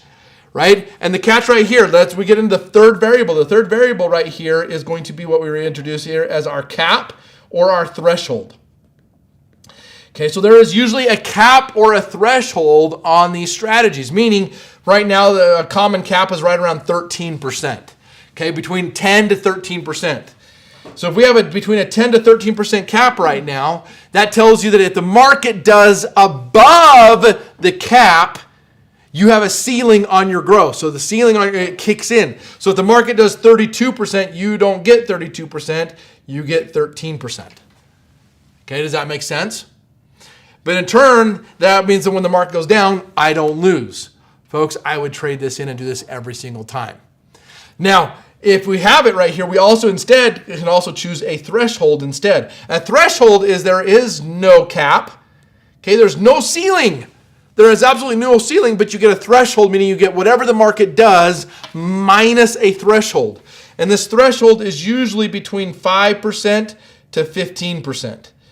Okay? Traditionally, for about 95% of the time that these have been around, it's been at around 5%. So that means when the market does 8.97 minus 5, you would get 3.97. Okay, but 32 minus 5, that sounds kind of cool. 32 minus 5, I'd get 27%. 55 minus 5, I'd get 50%. Now, wouldn't it be nice if you could actually move your money between a threshold strategy and a cap strategy every year or whenever you needed to? You could actually move your money back and forth. And not only that, there's no cost to moving your money from a cap strategy to a threshold strategy. Would that sound good to anybody else? Well, guess what? That's what it is. That is exactly what it is, and that's exactly what we have done for our clients in order to achieve over the last 20, 30 years returns that look just like this. 8.97, 0, 0, 0, 27%. Because why would I go into a threshold strategy? When do you go into a threshold strategy? You go into a threshold strategy whenever the market crashes. Okay, I don't have to do it before the market crashes. Whoa. Did you just hear that? Did you just catch that? I don't need to be in the threshold strategy before, so I don't need to time the market. I move my money to the threshold strategy after the market crashes. Is everybody aware when the market crashes? COVID happened, 2008. Did anybody miss COVID? Did anybody miss 2008? The market crashed right there. It was just easy, right? This is a no-brainer.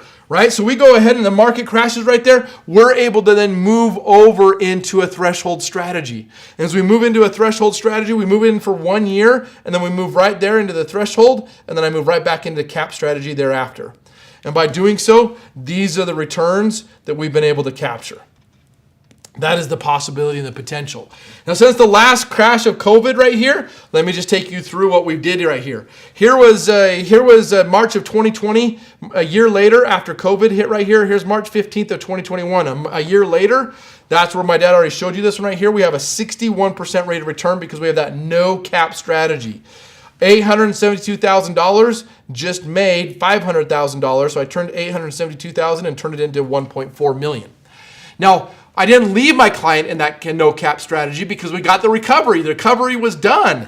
And so we immediately moved that money and I put it into three different cap strategies. A one-year traditional strategy, a high cap strategy, and a lower cap but a higher participation rate strategy.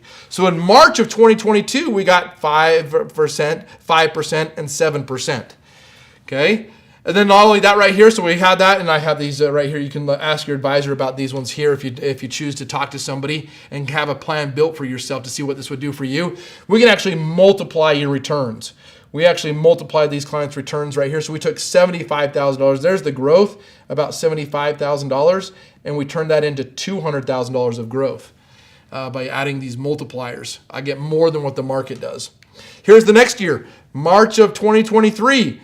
Okay, the market went down 0%. Okay, the market goes down, I don't lose. I just showed you that. Zero is my what? Zero is my hero. Zero is my hero. So I don't lose right there. And if I had a chance here, I should have pulled that up right here because that would have been 4 days ago. I didn't do that. But right now, today, this client right here, 4 days ago, just got between 7 to 10%, and we're actually a little bit higher than that, 7 to 12%. 7 to 12%, and we were able to multiply all those returns as well.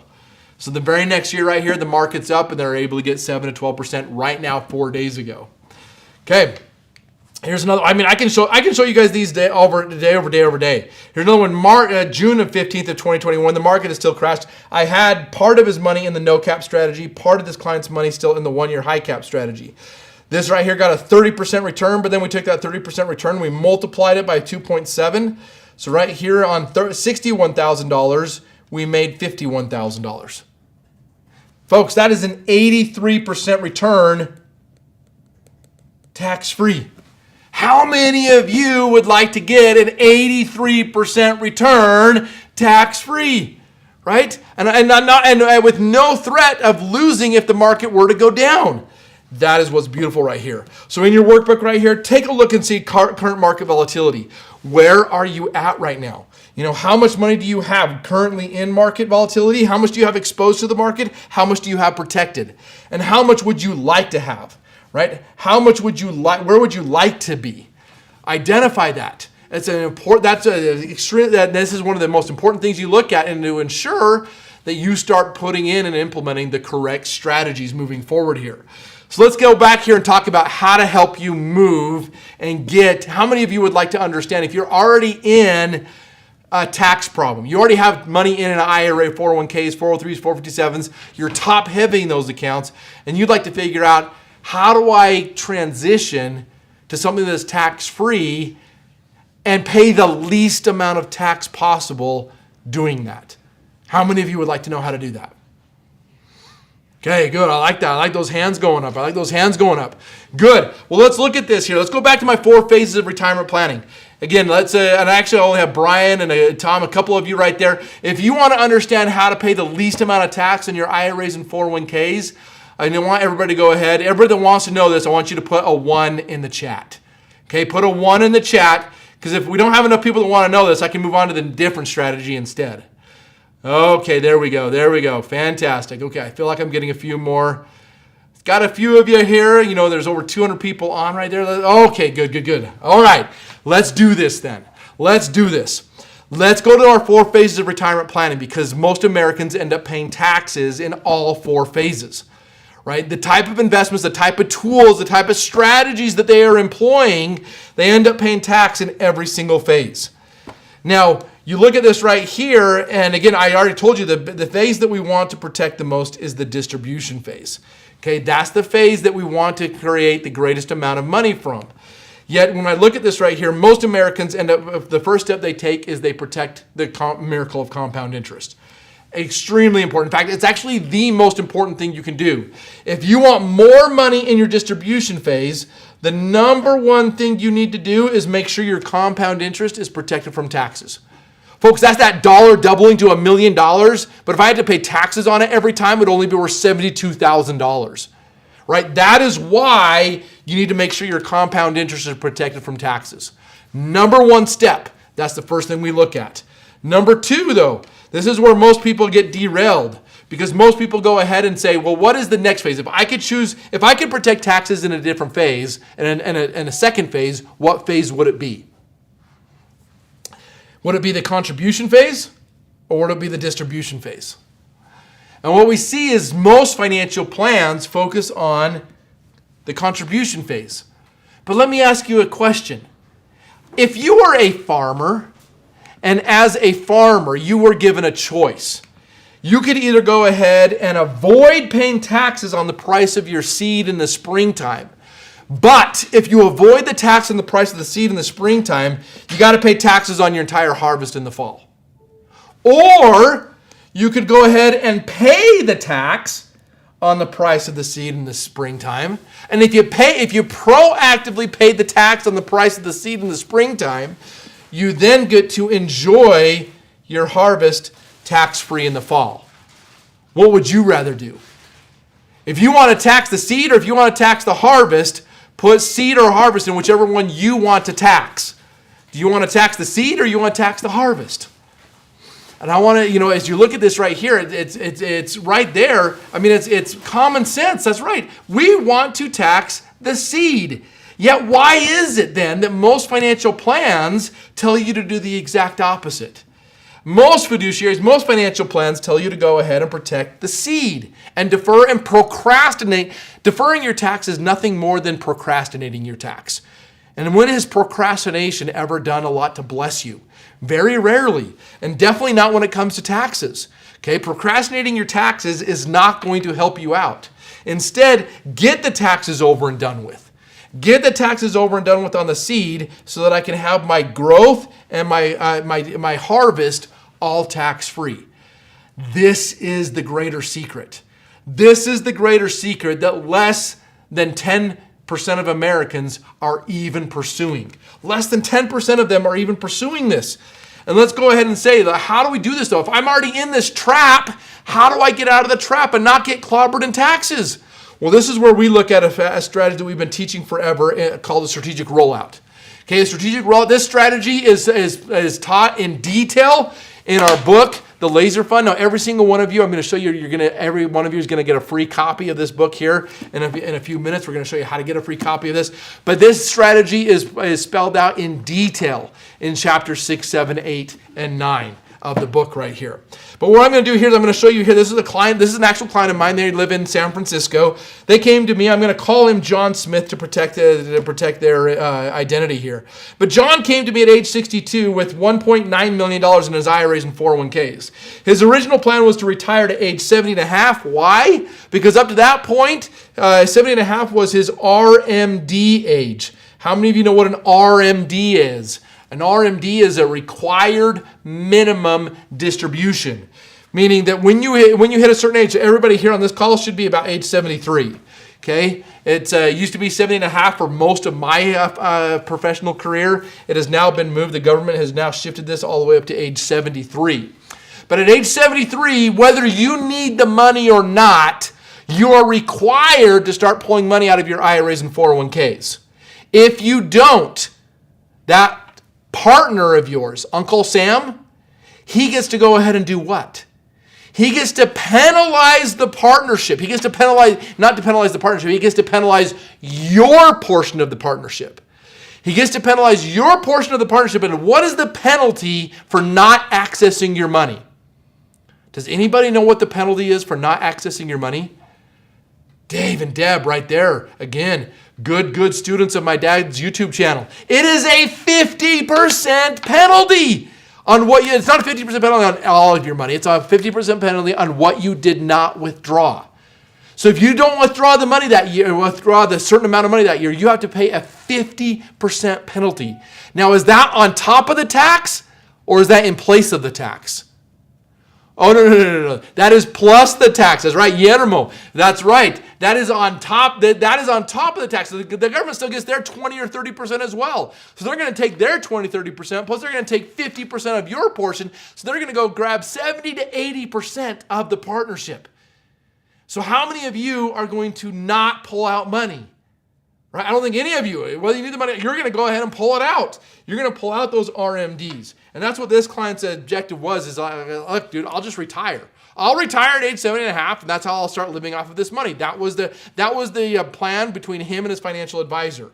But when he came to us, he's like, Emron, is there something better than RMDs? And I couldn't help but think of my dad's ditty, good, better, best. Never let it rest till good gets better and better gets best. Right? Absolutely, there is something significantly better than just pursuing RMDs. We look at a strategic rollout, a proactive strategic rollout. We saw his $1.9 million, and I want to show you a comparison. What he would get if he just keeps on doing what he's doing now versus the potential what he gets when he pursues the strategies that we talk about and teach and that you're learning today inside of the laser fund. So we saw and we found in his sweet spot. We're not going to go ahead and move all this money out of into a tax-free environment all at once. He'd have to pay the most amount of taxes on that. So we analyzed his situation. In his situation, we found the sweet spot. The sweet spot for him to pay the least amount of taxes possible on that $1.9 million was for him to start withdrawing $200,000 right now. We pull out that $200,000 out right now. He's going to pay $40,000. He's going to pay taxes on that. So we're going to net $160,000, and that's what's going to go in here to go into his laser fund. Right? That goes into his laser fund right here. And so that's what we start pursuing. That's what we start doing. Now, if not, let's go ahead and move forward here. At age 70 and a half, if he would have left his money in his IRAs and 401ks, he'd have $3.2 million in those accounts. 1.7 of that would be, that's Uncle Sam's portion. So his portion of that pie is $2.1 million. Now his RMDs that year, he has to pull out, in order to avoid the 50% penalty, he'd have to pull out $119,000. $41,000 goes to Uncle Sam. That's not no penalties. That's just normal taxes, and that's assuming tax rates don't go up. Yet almost every single one of you told me that future tax rates are most likely going to go up. So it could even be, so if they go up, Uncle Sam could actually even take a bigger and bigger portion of this money here. But let's assume they don't go up. He gets to keep $77,000. Okay. Instead, inside the laser fund, we showed him that strategy, the strategic rollout strategy, and out of his laser fund, starting at age 70, we start accessing up to $233,000 a year. How did I come up with that number? Well, $233,000 a year is the potential of what he could pull out every year, and I ran this from age 70 all the way down to age 120, and he still never ran out of money. Tax-free, $233,000 a year. I mean, I remember his sweet wife, Mary, the first thing she says, like, Emron, I don't think we need $233,000 a year. I'm like, that's fantastic. If you don't need it, just give it to me. No, I'm just kidding. If you don't need it, you get to keep it in the account. There's nothing, you are not required to pull that money out. You can pull it, but you're not required. And if you don't have to pull it out, where does it stay? It stays in your account. Keep on compounding and growing in case you need it in the future, or if not, building up a beautiful family bank. Building a beautiful family legacy, a family bank that we can set up for you so that your family can have and have this family bank and access this money in this family bank into perpetuity. Do you think she'd like that? Yeah, she liked that. Because especially if we get to age 100, even if you do pull out $233,000 a year, if they have their money in their IRAs and 401ks, they just pull out the RMDs, they would have been able to, they would leave behind $1.2 million to their loved ones after taxes. Okay? They got to spend $4.8 million during their lifetime, giving them an asset value. If they started accessing money at age 70 and stopping it at age 100, that's when they die. That gives them their IRAs to have an asset value over those 30 years of $6 million. In contrast, if we go to the laser fund, they pass away at age 100, they leave behind $2.6 million, more than double. They leave behind more than double the amount of money in their laser fund. Not only that, they got to spend $7.2 million during their lifetime. Which again, she's like, dude, I don't see myself doing that. I don't know what I would buy. I don't see us needing $233,000 every single year. But if you did, you'd be able to. Giving them an asset value of $9.8 million, $10 million bucks. 9.8 compared to $6 million, that's a difference of 3.7 million, or a 50% increase. How many of you could afford a 50% raise? Would you want a 50% raise? You want 50% more money in your plan? Hopefully you do. If you want 50% more potential money in your plan, let's go ahead and put in. I want you to put in Laser Fund.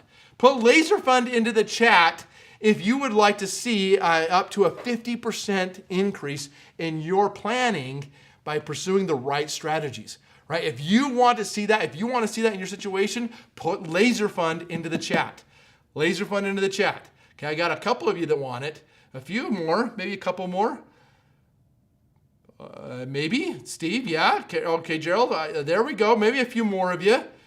Okay, good. I mean, this is the idea here. This is how we think differently. We approach our money differently. I even have in your workbook I have a worksheet that you can figure out how to do one of these strategic rollouts even on your own. And even better yet, you can have one of our specialists help you walk through this exact worksheet, helping you figure out how to pay the least amount of money on your IRAs and 401ks. Sorry, the least amount of tax. How to pay the least amount of tax on those IRAs and 401ks. Now, where do we go? What do we do? What is a laser fund? I mean, I've been talking about this. Everybody put in their laser fund. I'm happy and excited that you guys all put it in laser fund. But how many of you are still wondering, what's a laser fund? What is this laser fund? Well, let's get in and actually just clarify that really quickly here. So what is a laser fund? A laser fund here is, again, it's more so even in the strategy. Okay, it's in the swing. I need you to make sure you pay attention to get the greatest insights on the swing and also the club. Yes, it is a club, but it's not the club alone. The club alone is not a laser fund. What creates a laser fund is the knowledge, experience, and how you implement the club. How you implement the club. Let's kind of just talk about the club at its core here. Because when we look at this, we look at it as tax-free. Well, why is it tax-free? My dad mentioned this. And why is it tax-free? Because the government back in 1913 determined that we needed to start paying income taxes as Americans. Okay, so we pay income taxes. Well, back in 1913, is it feasible to believe that the politicians back in 1913, if they were going to start taxing the American people, that they wanted to make sure that there was somewhere inside of the Internal Revenue Code that they knew about where they could put their money and not have to pay these taxes? Would politicians do that for themselves? Yeah, I think they would, right? Okay, and what they did right here is that all they basically said, look, you've got to pay taxes if you have income. Now, there's three different types of income. There's earned, passive, and portfolio income. Those are the three different types of income you can have or experience. And if you have any one of those three types of income, you have to pay taxes. So for the government, the politicians, simply put, if you don't want to have to pay income taxes, inside the Internal Revenue Code, what they did is they allowed themselves a certain section inside the Internal Revenue Code where they can actually reclassify their money so that it's no longer defined or considered income. And if my money is no longer defined or considered income, I don't have to pay income taxes. Oh my gosh, it's that simple. You just have to reclassify your money so that it's not considered income. Well, how do we do that? Well, we do that under what we call Section 101A of the Internal Revenue Code. This dates all the way back to 1913. And what they said is, look, you can reclassify. Now, it's been hidden in plain sight. You have to reclassify your money. What is money inside of Section 101A? If it's not income, what is it? Does anybody know what money inside of Section 101A is? You have to classify your money as what? You have to classify it as death benefit. Your money now has to be considered death benefit. Death benefit inside of a life insurance policy. Death benefit inside of a life insurance policy is not deemed earned, passive, or portfolio income. So therefore, you don't pay taxes on it. Now, there's a huge difference, though, in how many of you probably have your life insurance structured, because most of you are probably paying for death benefit. No. I mean, that's what most Americans do. They pay for death benefit. That's not what Warren Buffett does. That's not what Walt Disney did. That's not what Mitt Romney. That's not what any of these affluent individuals do. They don't pay for their death benefit. No, the Rockefellers, they taught us a long time ago, you what?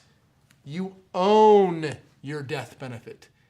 You need to make your money be the death benefit. When your money is the death benefit, you don't have to pay for it, because now if you die, your sweetheart, your beneficiaries are just getting what? They're getting your money.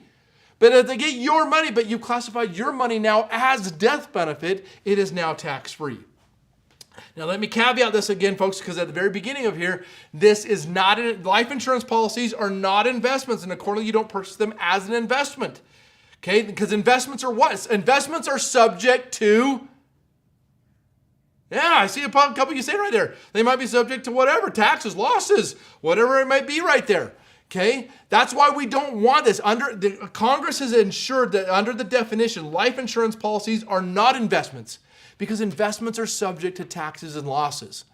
Life insurance is not an investment. Accordingly, you purchase this for what purpose? Death benefit. Now, what can you use death benefit for? What can death benefit be used for? It can be used for anything and everything you want, right? You can use it to help pay your groceries. You can use death benefit to pay your mortgage. You can use death benefit to go on a vacation. You can use death benefit to do whatever you need or want it to do.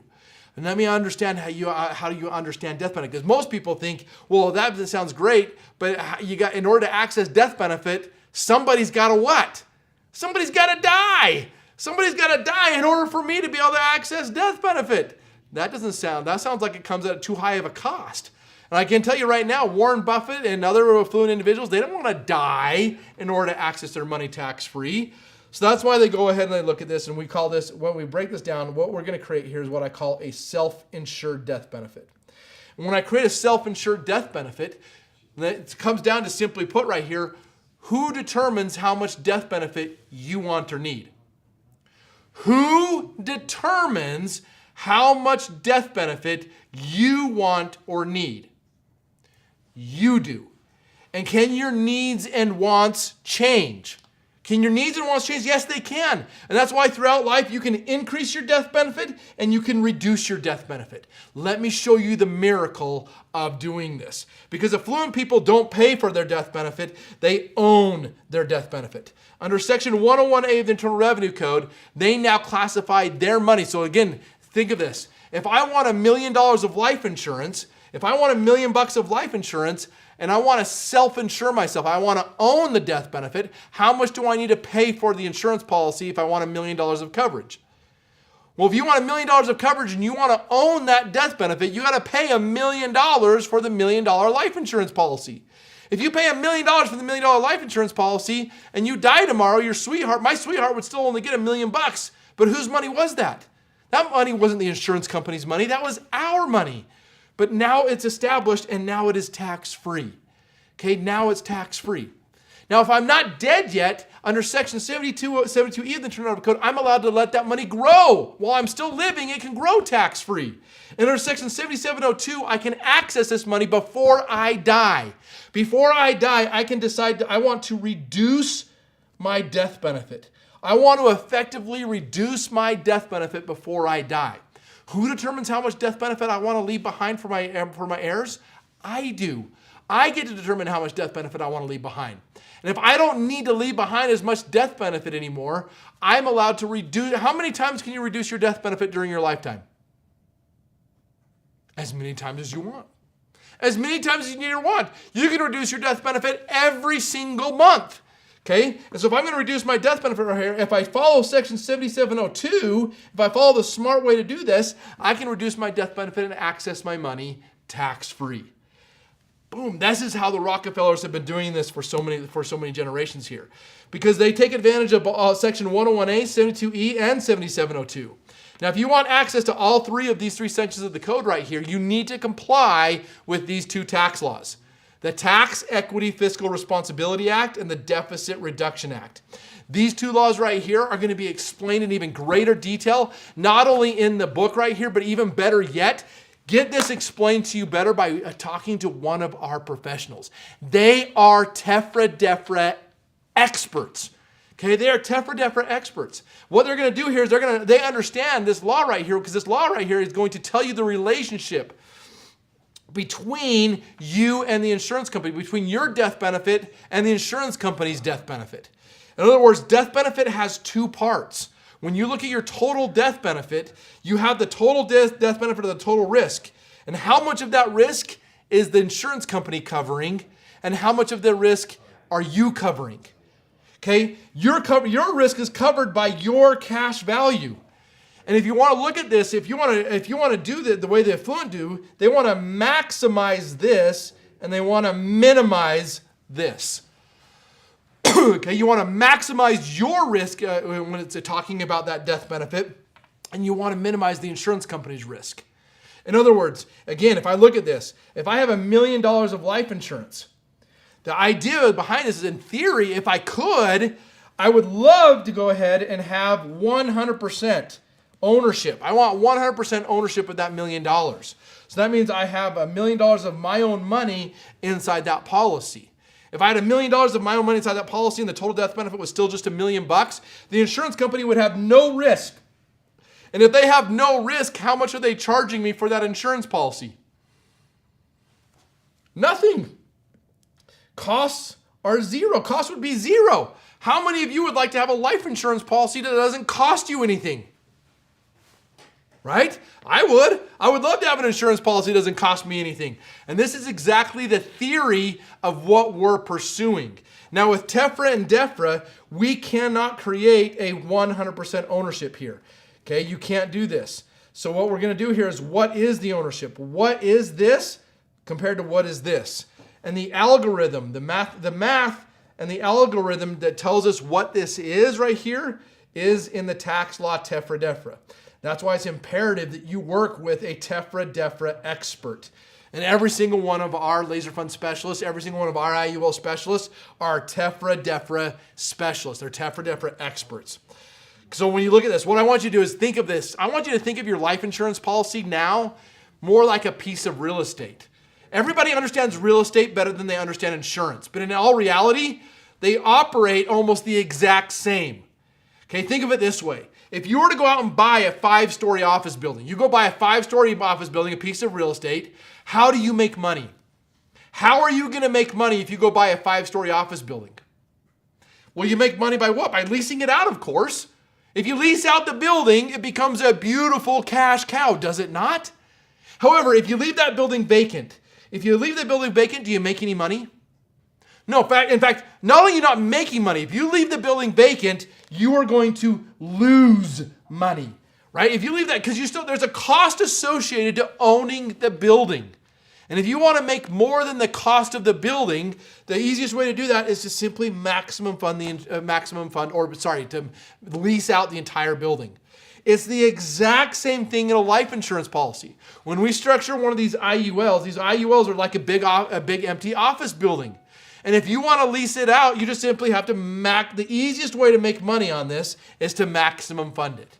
If you maximum fund the policy, now you're going to have a beautiful cash cow. However, if you leave the building vacant, and I'll tell you right now, 95% of life insurance policies that are owned out there have 80% vacancy or more. 80% vacancy or more. If you have 80% vacancy in your real estate, are you going to make money or are you going to lose money? You're going to lose money. Nobody in their right mind would own a 5-story office building and intentionally not lease it out. Okay, you'd have to be insane not to do that, to go ahead and just leave it vacant. No, I'm going to lease it out. Same thing in your life insurance policy. You want to be able to maximum fund that. In other words, a laser fund. A laser fund is a life insurance policy that has no vacancy in it. If you have vacancy inside of your life insurance policy, you do not have a laser fund. You just have a traditional life insurance policy. If you want to convert and understand how to create a laser fund, a beautiful cash cow right here, this is how we do it. Okay, this is how we do it. The affluent think and act differently. Like everybody has access to one of these, everybody can have access to these clubs. But most people, I'm telling you right now, 95% of everybody who owns one of these clubs, this is what it looks like when they're swinging the club.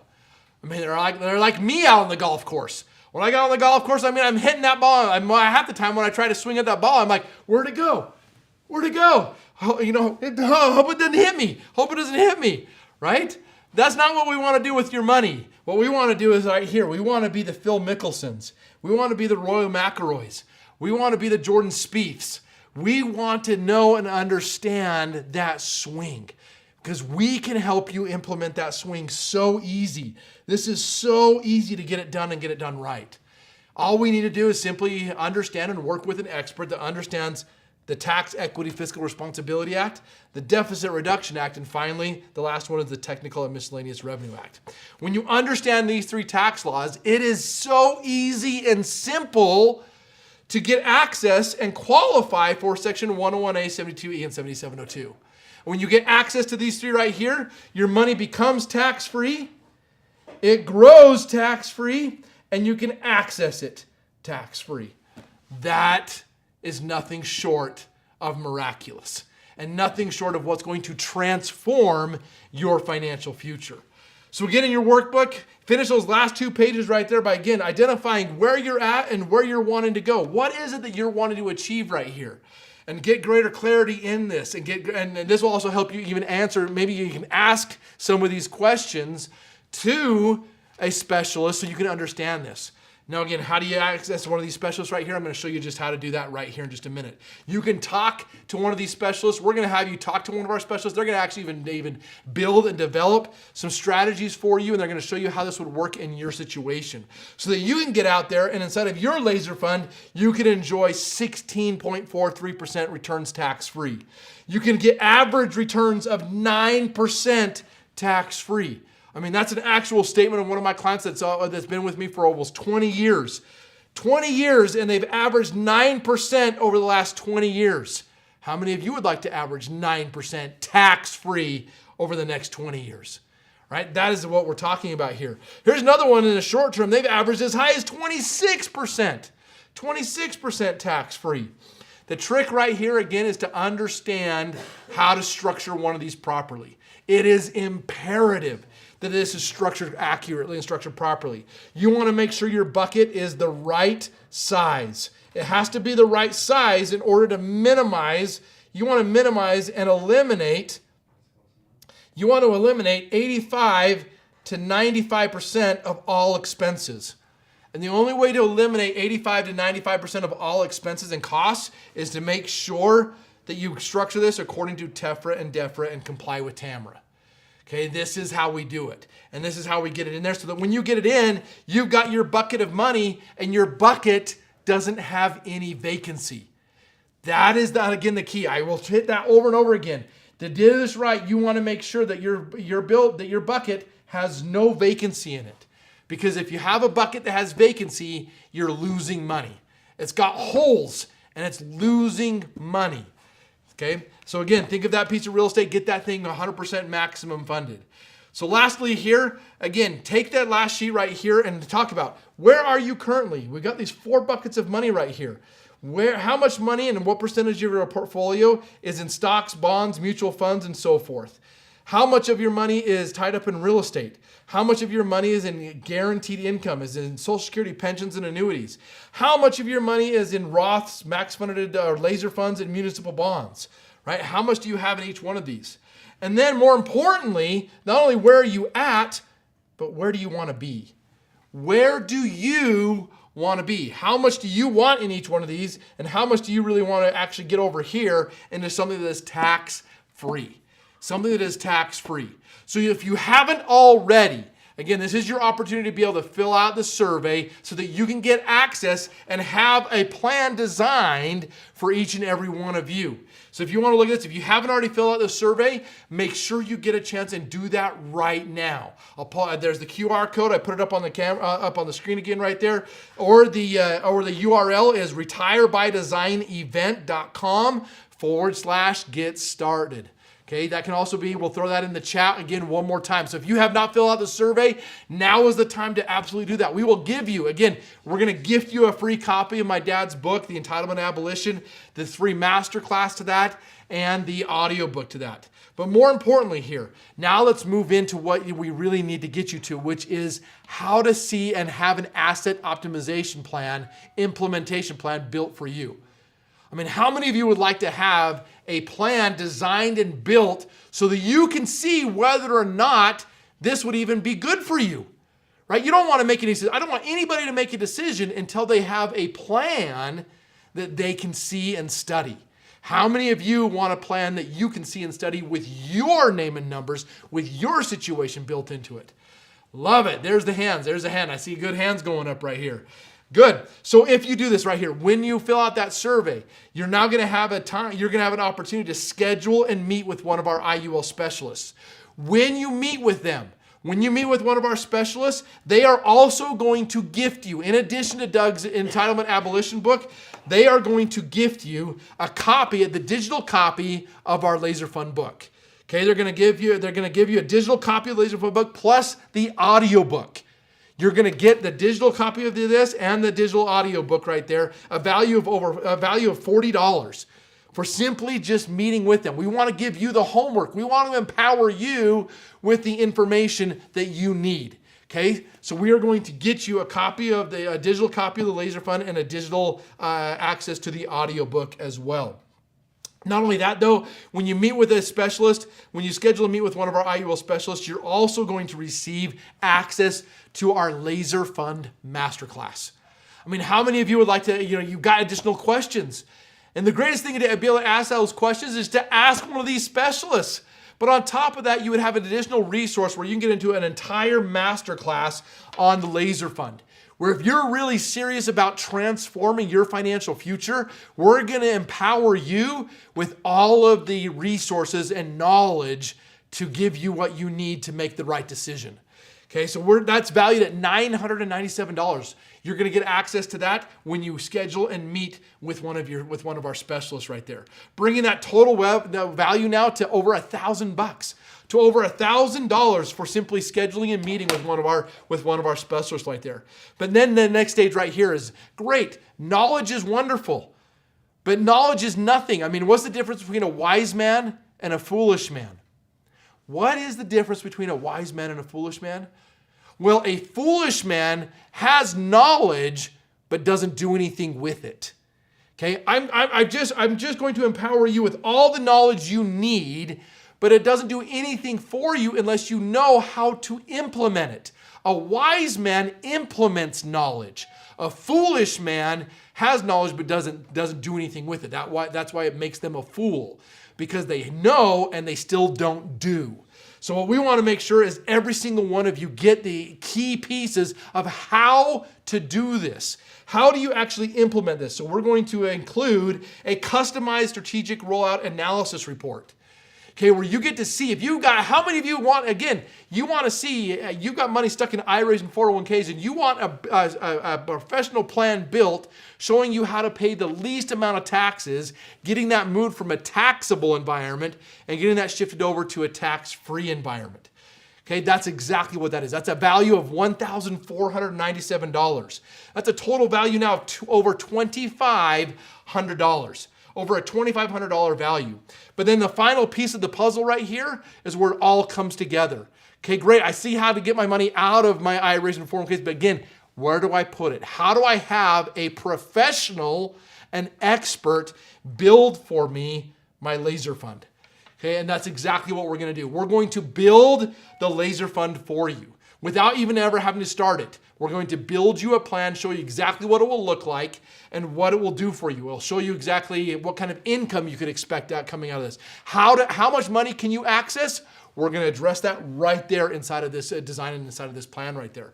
That's valued at $2,497, a total value of over $5,000. $1,000. This custom laser fund report includes detailed reports of your design. It also includes how do we protect your money, how zero is your hero, how we're going to also then utilize indexing to capture your gains and then keep it tax-free, and how to access money tax-free. It's also going to compare, we can compare to find other financial alternatives if you want. If you want to see this compared to what if I just left my money in the market, we can do that. And we'll also provide you historical returns. Actual historical returns, because there is no other firm. There is no other professional, there is no other company, there is no other firm in this country that has been doing laser funds longer than we have. We have more actual experience with these IULs, more actual experience with these laser funds than any other company in this entire country. We have been doing it longer than anybody. And so when you do that, that's the kind of expertise you're going to get. So when you schedule and meet with one of our specialists, you're going to receive a copy of the laser fund, a digital copy of the laser fund valued at $20. You're going to get the audiobook valued at $20. You're going to get access to the masterclass valued at $997. You're going to get a customized strategic rollout analysis report built for you valued at $1,497, and the customized laser fund report valued at $2,497. That's a total value of $5,031, and it has absolutely no cost to you.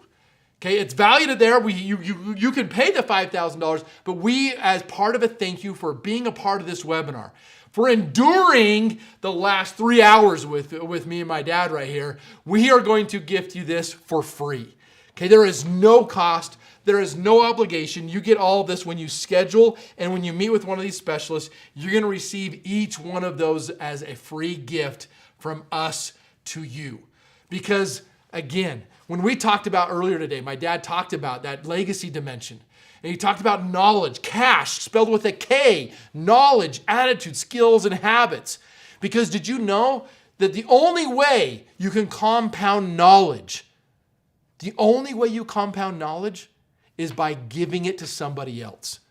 Okay, you've got to gift that knowledge to somebody else. And that's exactly what we're doing here. We want to gift you this knowledge and then provide you a path and a way to you where you can see how not only you are to have the knowledge, but how you can take advantage of this knowledge.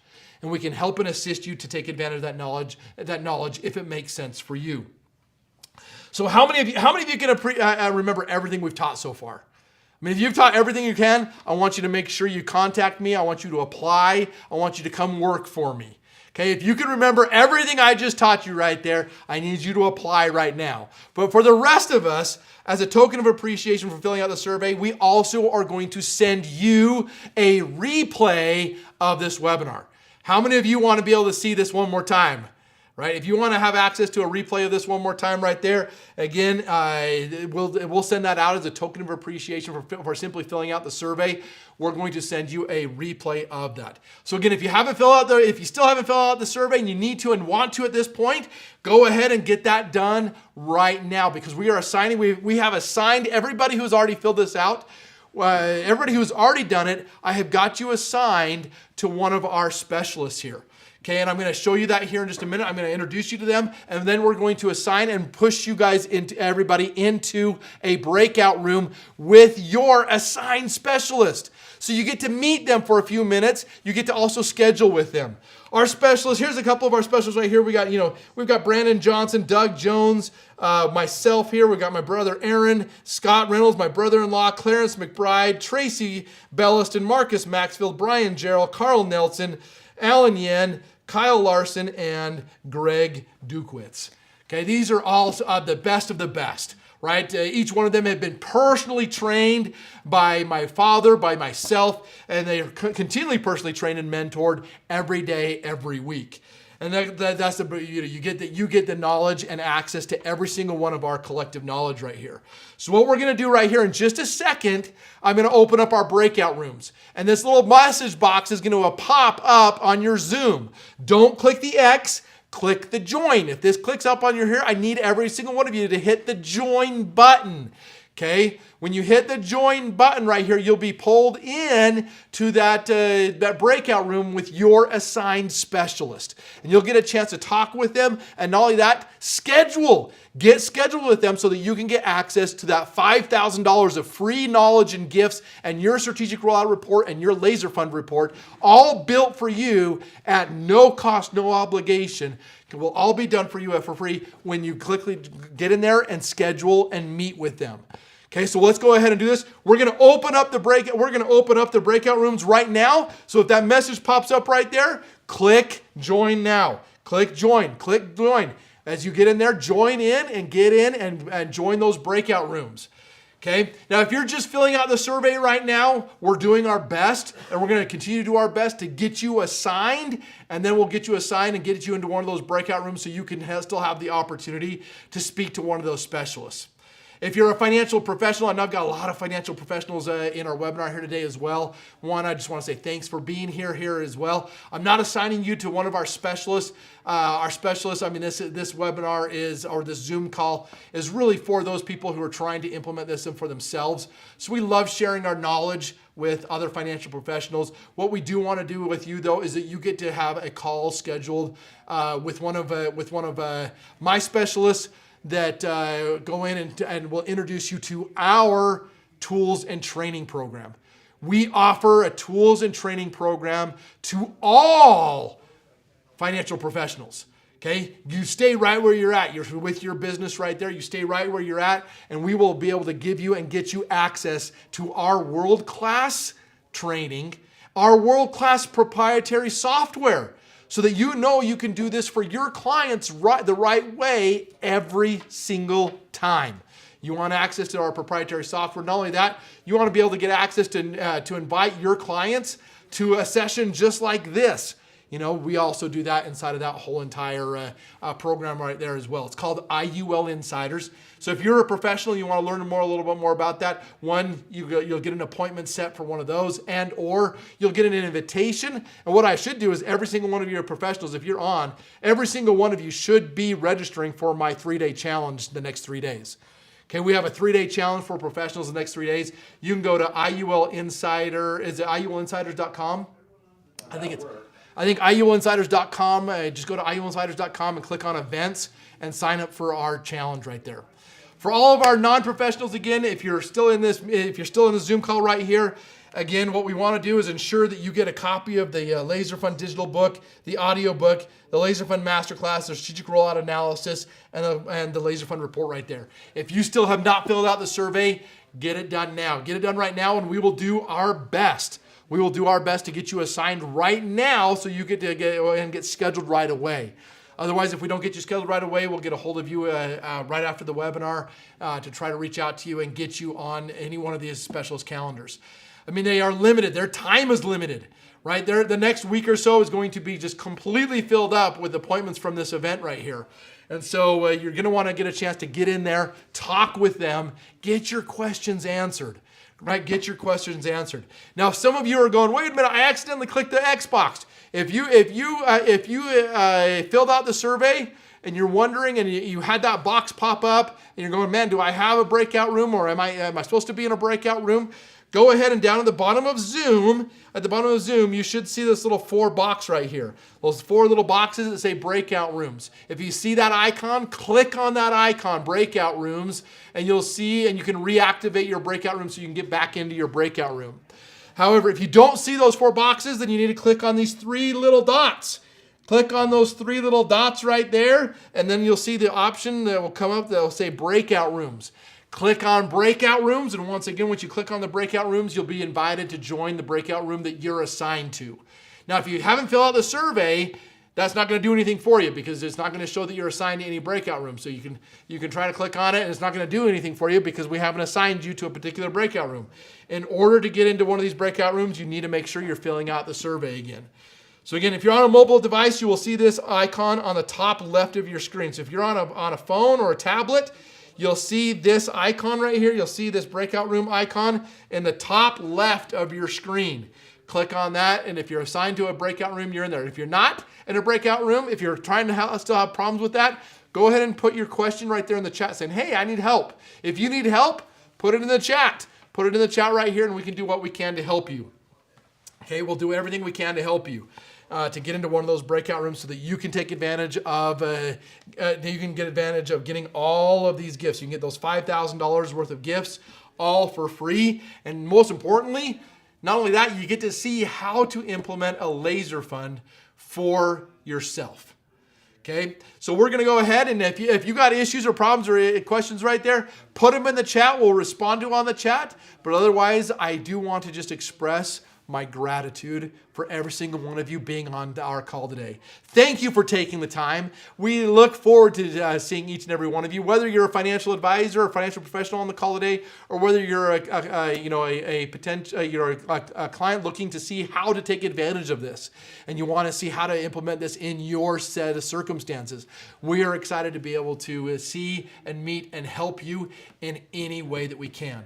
We're only going to be able to help turn this country right side up when we declare and claim control over our own financial future. Reclaim control today. And again, thank you for being on today's webinar, and we look forward to talking to every single one of you soon. And again, like I said, if you still have questions, feel free to put them in the chat. We'll leave the webinar live for a few minutes here, but I'll sign off here on the video, but we'll be maintaining ourselves live on the chat. Everybody have a wonderful day. Thank you so much, and we'll hope to see you all soon.